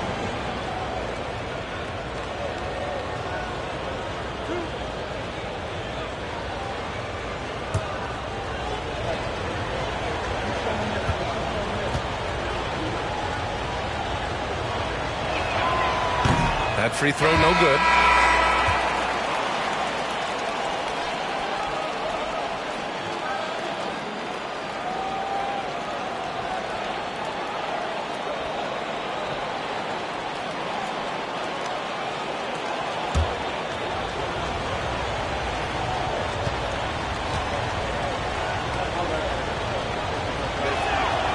And he's good on the second.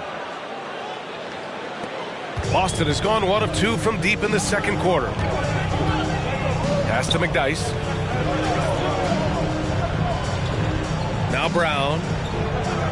Inside. Here's McDyess.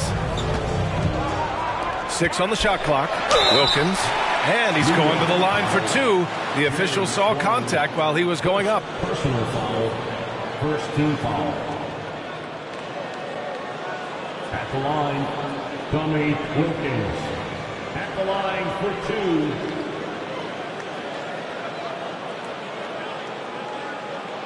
Shooting 2.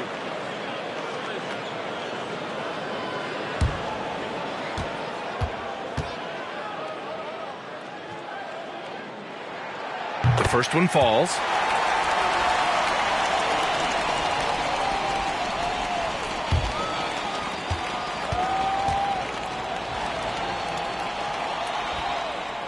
And so he hits both.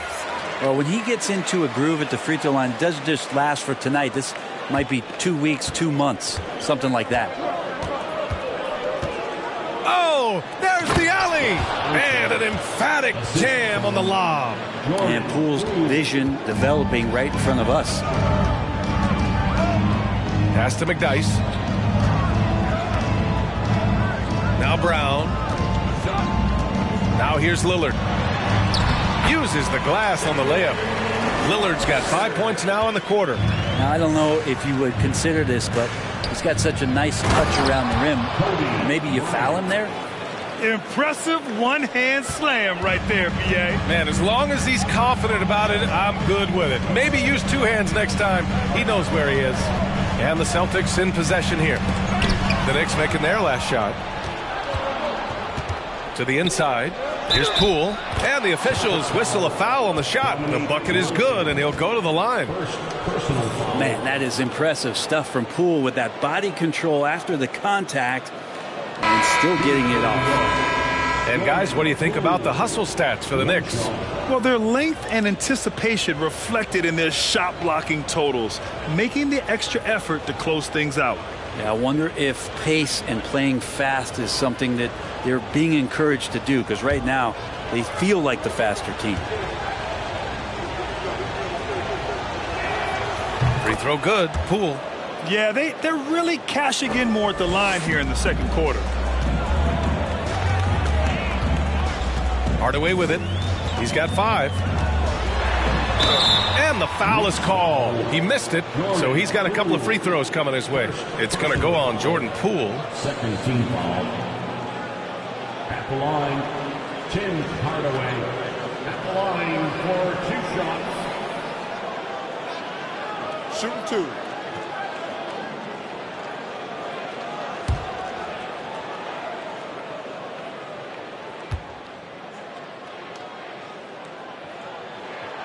And he knocks down the first one.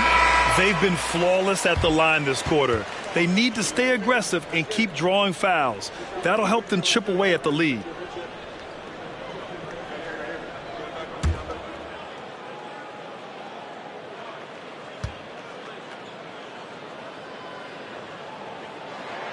Hardaway hits them both. New York has gone 2 of 3 from beyond the arc so far in the second. Pass to Dandridge. There's the 3. That one doesn't drop. And Boston going the other way now. Celtics foul. James Posey. First personal foul. 4th team foul.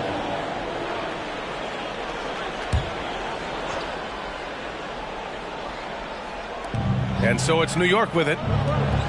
4-3. That one's off. He's 0 for 3 now. Here's Carr. Looking for his first basket still in this one. Tipped. Good on the shot. Here's Dandridge.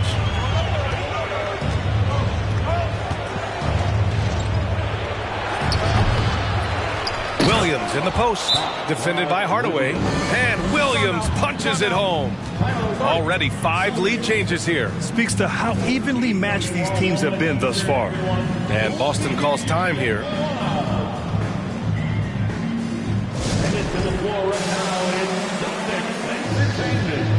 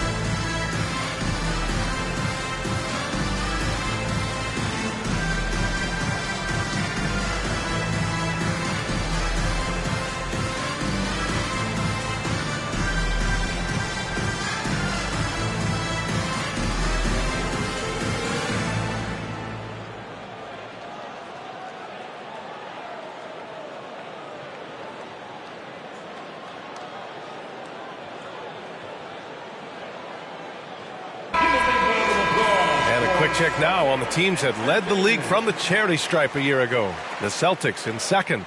This was a good group of free throw shooters last year, something they really worked on in practice. And sometimes that's the coaches calling for it, and oftentimes the players doing it by themselves.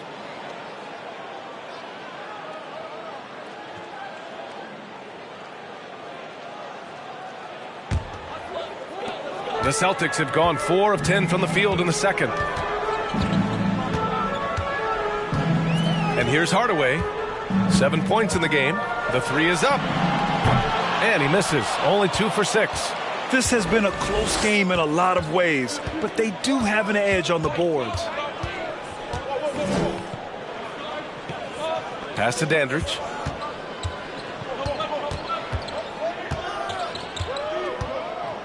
Shot clock at 5. New York needs to get one up quick. The timer ticks. Boston trailing.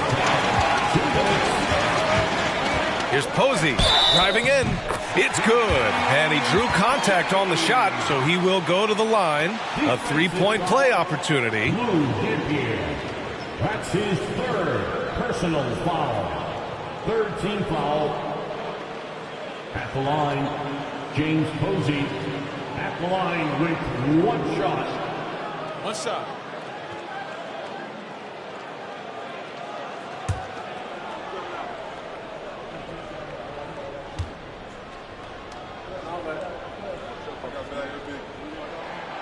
Yeah, just knocking down every free throw. I mean, I love to see this kind of efficiency. New York has gone 2 of 6 from distance here in the second quarter. Defended by Hardaway. The Knicks rebound. For Boston, they've gone just 5 of 12 here in the second quarter.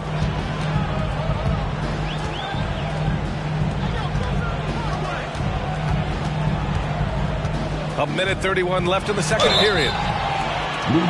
And a moment to check out who the Boston Celtics have coming up. On Monday, they'll be matching up against Steven Adams and the Chicago Bulls. And then on Wednesday, they'll head home to take on the Dallas Mavericks. At the line for 2 shots. Take a break. Take a break. 2 shots.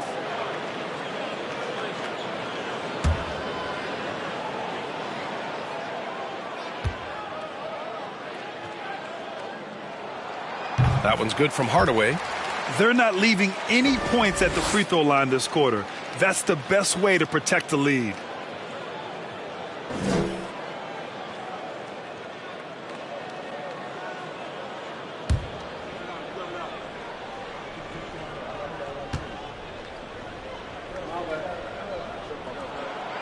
And so he's able to get 1 of 2. New York trailing.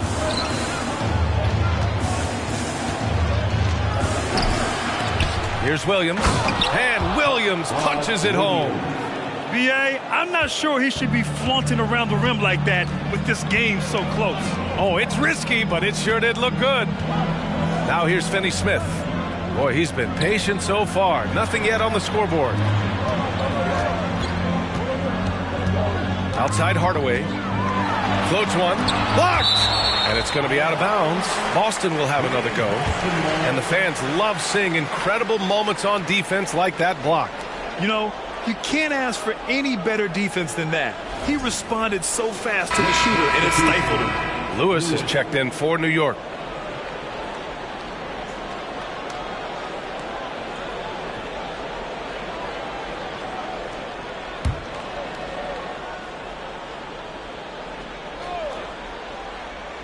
And it's going to be out of bounds. Boston will have another go. A nice deflection there.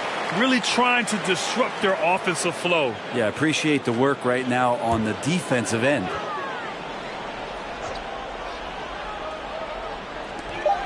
.55 seconds left in the second. Clock at 2. Teammates right now covering up for the type of off performance he's having. In terms of scoring, this has not been his best night. To the middle from 12 feet. And he goes up strong with a one-handed jam. Already 7 lead changes. These teams are really going after each other. It's been a brutal game to play, but a fun one to watch. Here's Carr. To the paint. Out of bounds. It'll be New York's ball. New York ball. Checking in for the Knicks.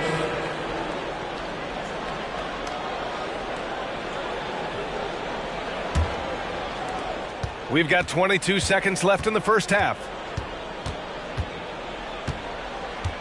Here's Lewis.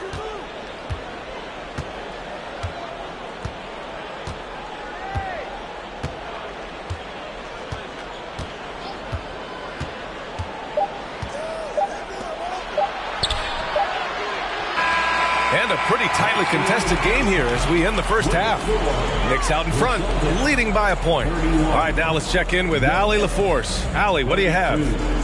All right, thanks. Tibbs, what'd you think about the way this team defended in the first half? Well, not bad, but we have to sustain it for the entire game. They put a lot of pressure on you.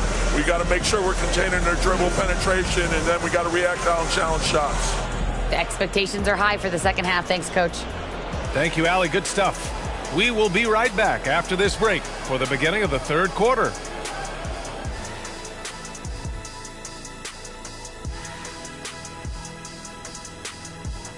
Welcome to halftime, everybody. Right now, the New York Knicks are providing quite an entertaining and close game.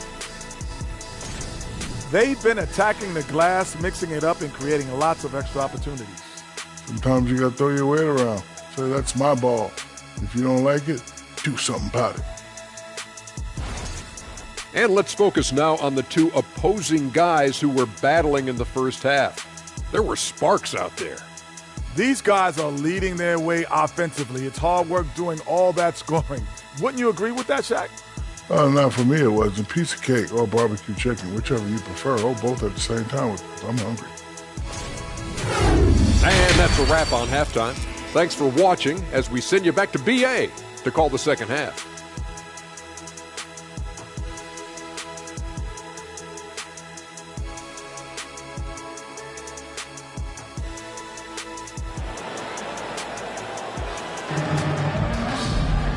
And as we get into this third quarter, as we've seen so far, neither team able to create much separation on the scoreboard.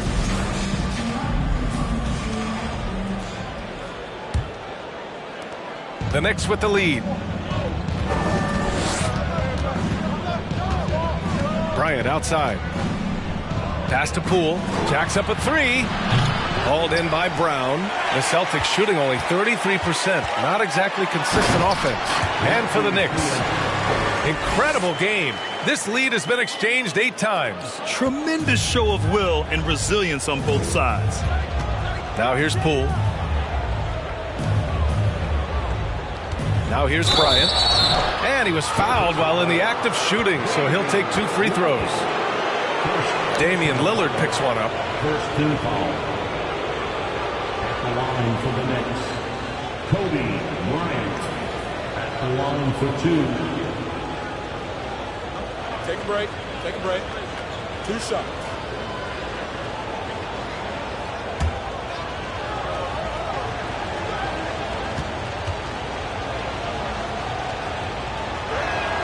That one's off.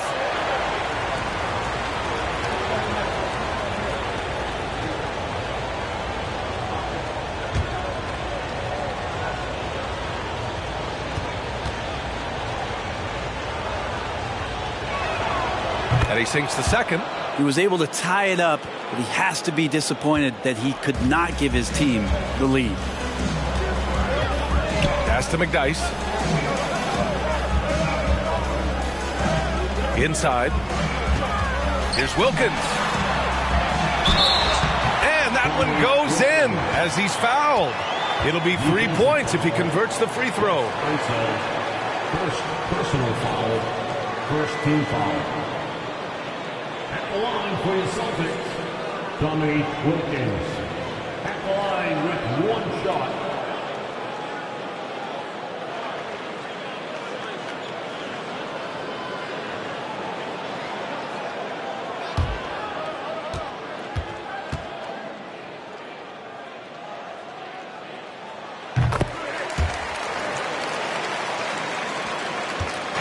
And so it's New York with it. They trail by 3. And there's the lob. Stolen away. Nice job to interrupt the alley-oop attempt. He takes it in. He can't get that one to fall. Now the Knicks take it the other way. Here in this third quarter, just over a minute played. Pass to Drew. Bryant with it. Just 5 to shoot. Brown with the steal. Here's Theus. Covered by Bryant. Down low. Lillard.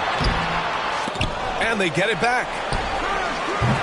Again, the miss by the Celtics. And the Knicks shooting only 36% so far in this game. Here's Bryant. Hauled in by Brown. Brown's got rebound number 8 here already in the game. Pass to Theus. Here's McDyess. And he's going for the oop here. And we're just about 2 minutes into the second half now. Here's Drew. Well, he hasn't put up any points yet in this one. Shots blocked. Not been an easy start. 3 straight misses here on these possessions. Pass to Theus.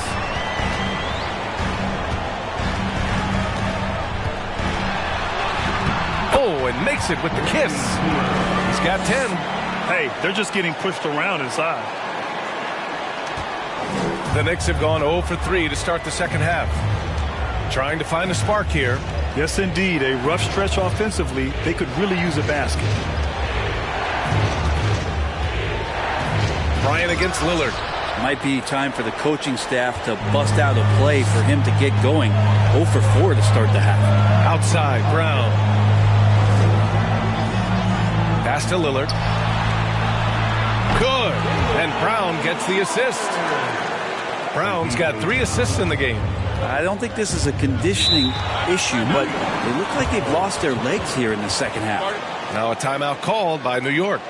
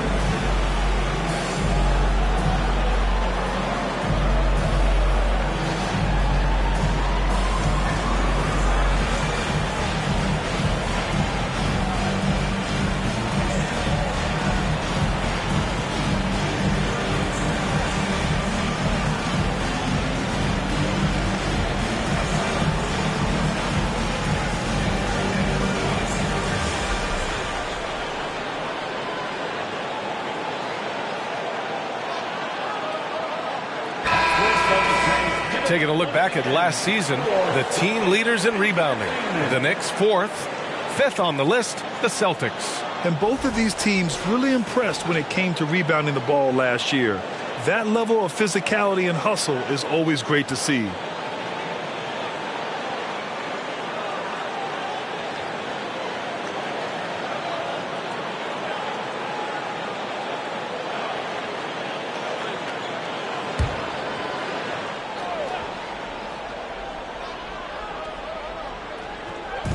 Pass to Drew. Now Poole. To the inside. Powered down after the assist led him to the lane.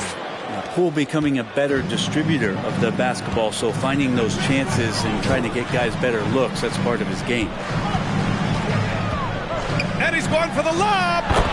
They're really working the paint now. Just over 3.5 minutes through the third.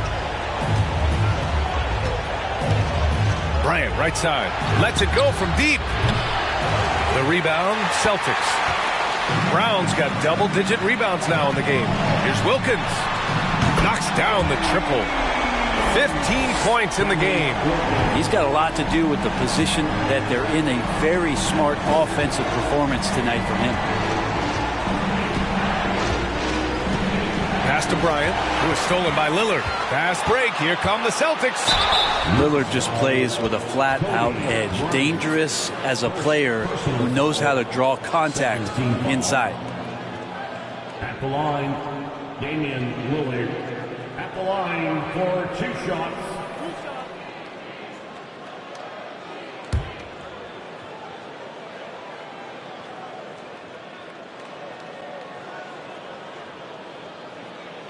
And the first one at the line is good. There's so many qualities of a lead guard that Damian Lillard possesses. On the floor, in the locker room, he really truly sets the standard.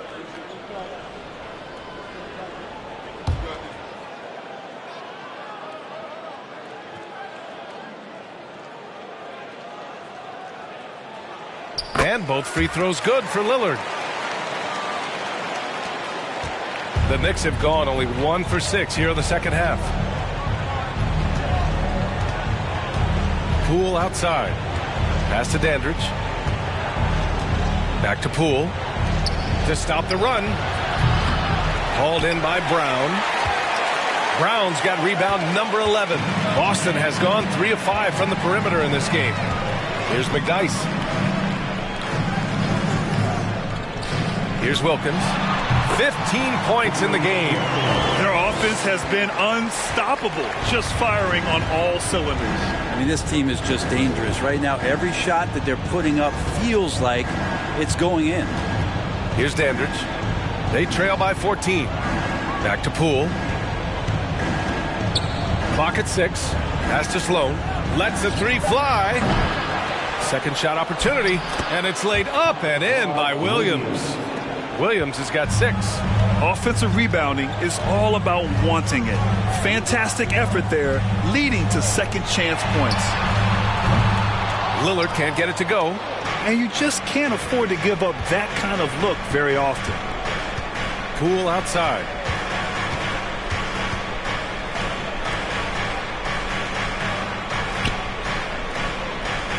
Pass to Rulin. Crafty move, and that's going to be a travel. You have to limit mistakes. They're so tough to overcome. Well, not making things easier on themselves right now, that's for sure. The Knicks making a switch here.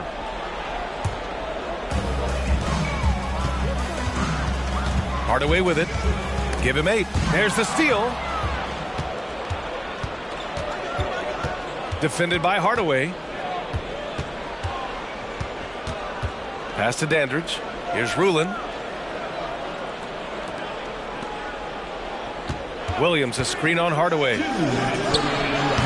And too long on the shot. Boston's gone 1 of 2 shooting from the perimeter since halftime. Here's Wilkins. That's off target. Now 6 for 10.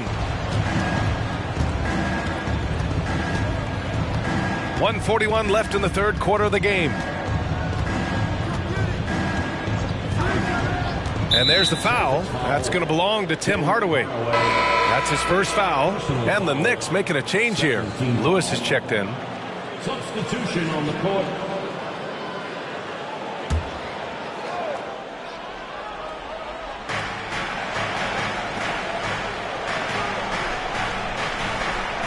Lets it go. Knicks foul. Rod Williams. And you got to be in awe of incredible defensive efforts like this. Oh, showing no signs of giving up this lead. That block sent shockwaves into the opposition sails.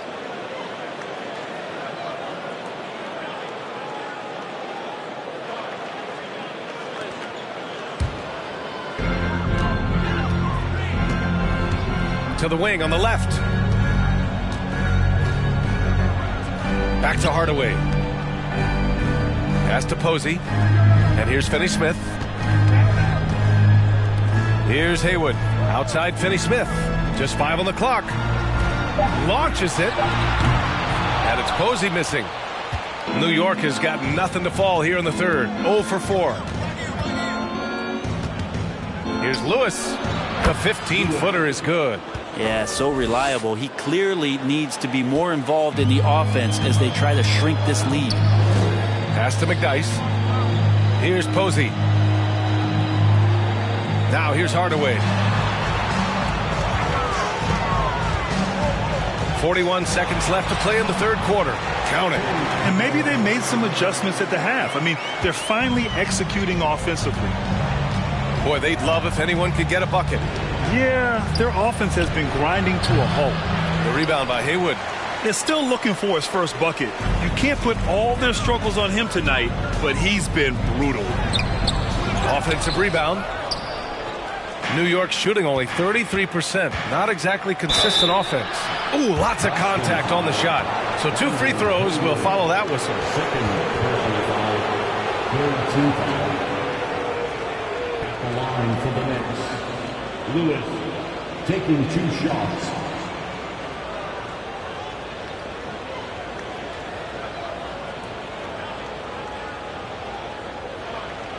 shooting 2.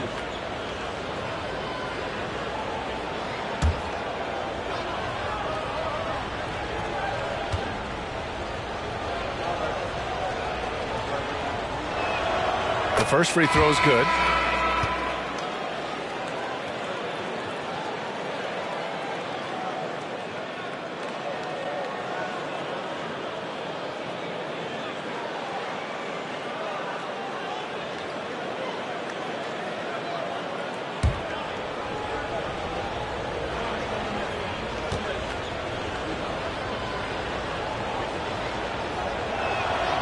He's off on the second. Here's Posey. Pass to Hardaway.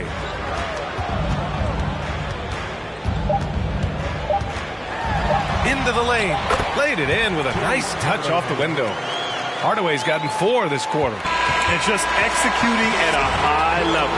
I mean, taking what the defense allows and putting in the work. Basketball IQ is something that gets talked about, but its importance to a team showing up here, running plays that turn into scores. And so it's the Boston Celtics in command with a 13-point lead at the end of the quarter. We hear teams talk about wanting to get the ball inside, but this is how you do it. Back to the game after this break.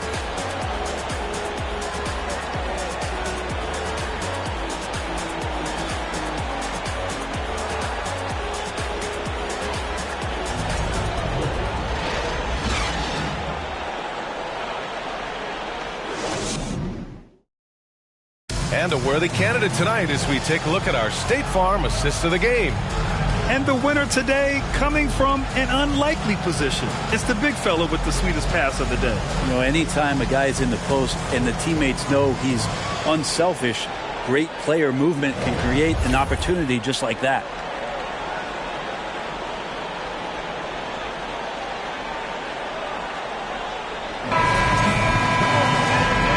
Quarter to go in a game that to this point has not been an evenly fought contest.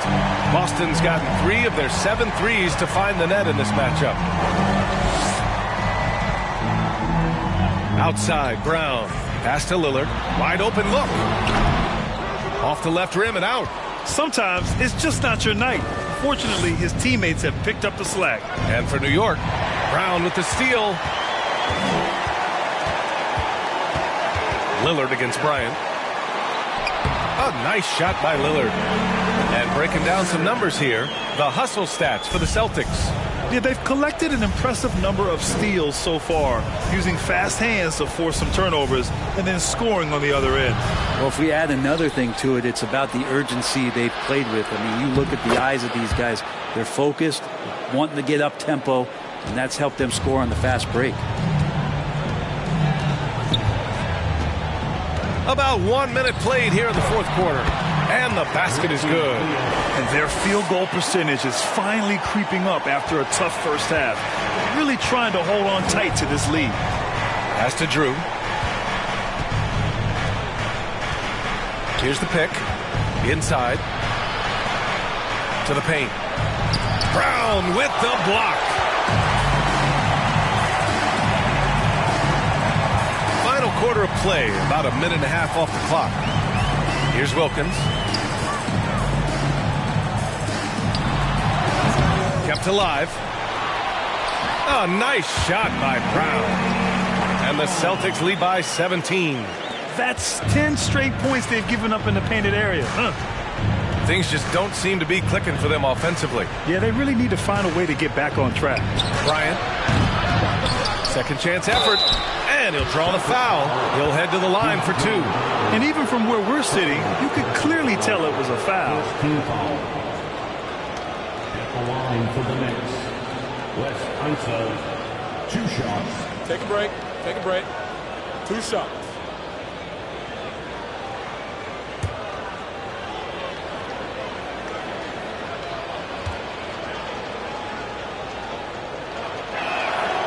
And he drops the first. The Celtics making a switch here.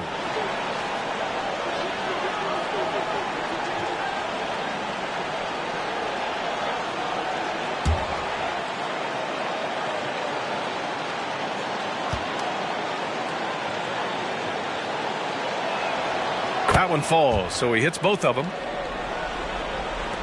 And we're about 2 minutes into the fourth now. Here's Theus.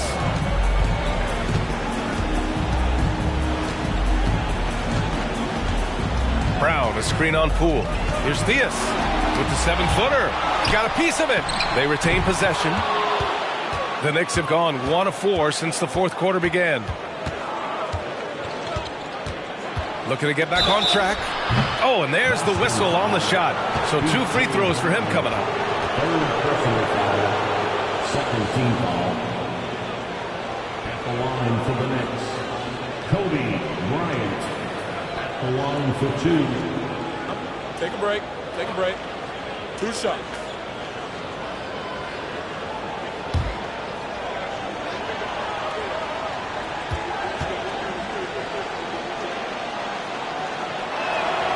And he makes a first. And the NBA trying some new things. One of them is the Elam ending, playing to a target score. So far, it's used in the All-Star game. Maybe more? Well, there's been talk, BA, about using it in the midseason tournament if that ever becomes a thing in the NBA, and I think we're on the road to seeing that come to fruition. I actually would love it outside of the midseason tournament and do it for some regular season games, because that's another swath of games that become more entertaining and more interesting because you're introducing the target score ending. Wilkins, good. 19 points in the game. Like a matador. Olay! There was no defense. That has to be one of the easier shots I've seen tonight. Yeah, feels like Christmas right now, just gift wrapping points. Now a timeout called by New York.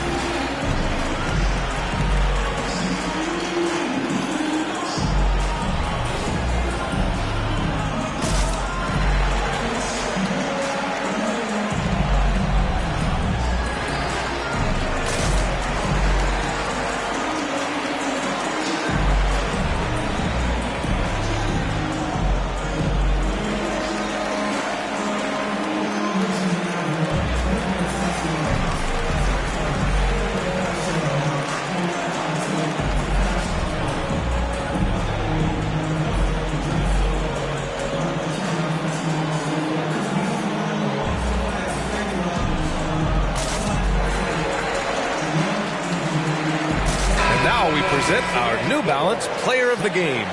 He was laser focused on his D tonight. I mean, reading plays, staying active, forcing turnovers, maximum effort. Defense like that has to be rewarded. Boy, we witnessed something special from him, and this crowd will remember it. When a player raises his game to this level, it earns him a lot of new fans. Time now to hear from our reporter, Allie LaForce. Thanks, guys. I was able to hear Tom Thibodeau coaching his team during that last break. He let his guys know that he needs more from them to close this deficit. He said, quote, "We have to get something started. I know we're behind, but you are capable of taking this game if you still want it." Good job there, Allie. Thanks.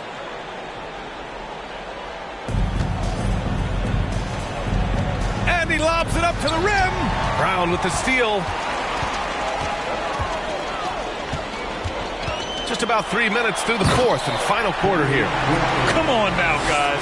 That's flat out insane. Hey, when's the last time you saw a jam like that? Poole outside. Pass to Bryant.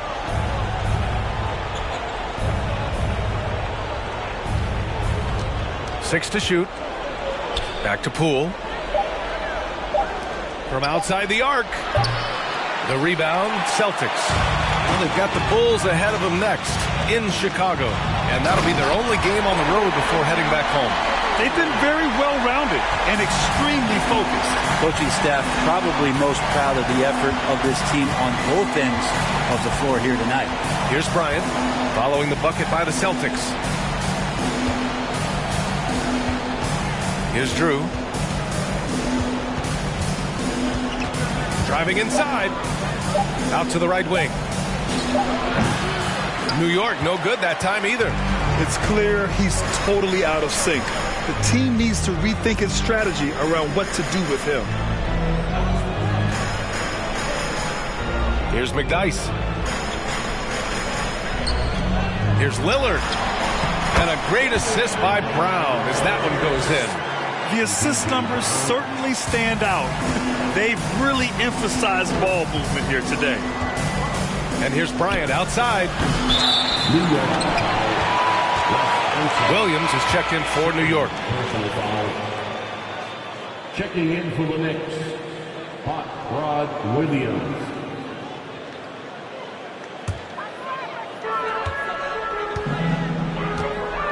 Here's Theus. Outside, Brown. MVP voting is usually somewhat contentious. What's your criteria for that award, Brent? I think it's really difficult, BA, and I don't think there's anything wrong with people talking about it when the voters are saying year to year their criteria changes. Because guess what? Every season is different. So it's a very difficult award to try to pick out the very best player in the league. Winning has to have something to do with it. Kobe Bryant, 2 shots. Take a break. Take a break. 2 shots.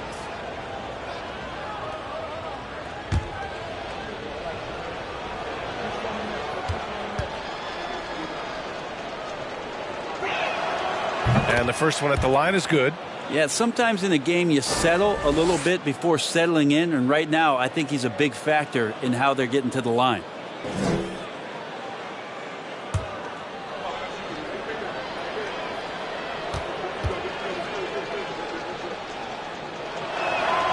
And both free throws good for Bryant. They're finding a rhythm from the line as they try to cut into this deficit. Here's Theus. Pass to Lillard. Pulls it from the top of the key, and they recover it. When you're that open, do you really need to go with the leaner? Poole outside to the middle. And he drops in the layup off the glass. Good passing in the paint may be even more important to an offense than great passing on the perimeter. Those are areas where you got to be careful. Here's McDyess. Outside, Brown. Here's Lillard. And a great assist by Brown as that one goes in. Brown's got 6 assists here tonight. New York has gone 0 for 2 from outside here in the fourth quarter. New York calls timeout. Grant, you look at the playoffs last year. I mean, a lot of big-name stars struggled to deliver. Is that every year, or you think that was an anomaly? BA, I think it was a bit of an anomaly. I mean, I think you think what's happened in the league in the last few years with the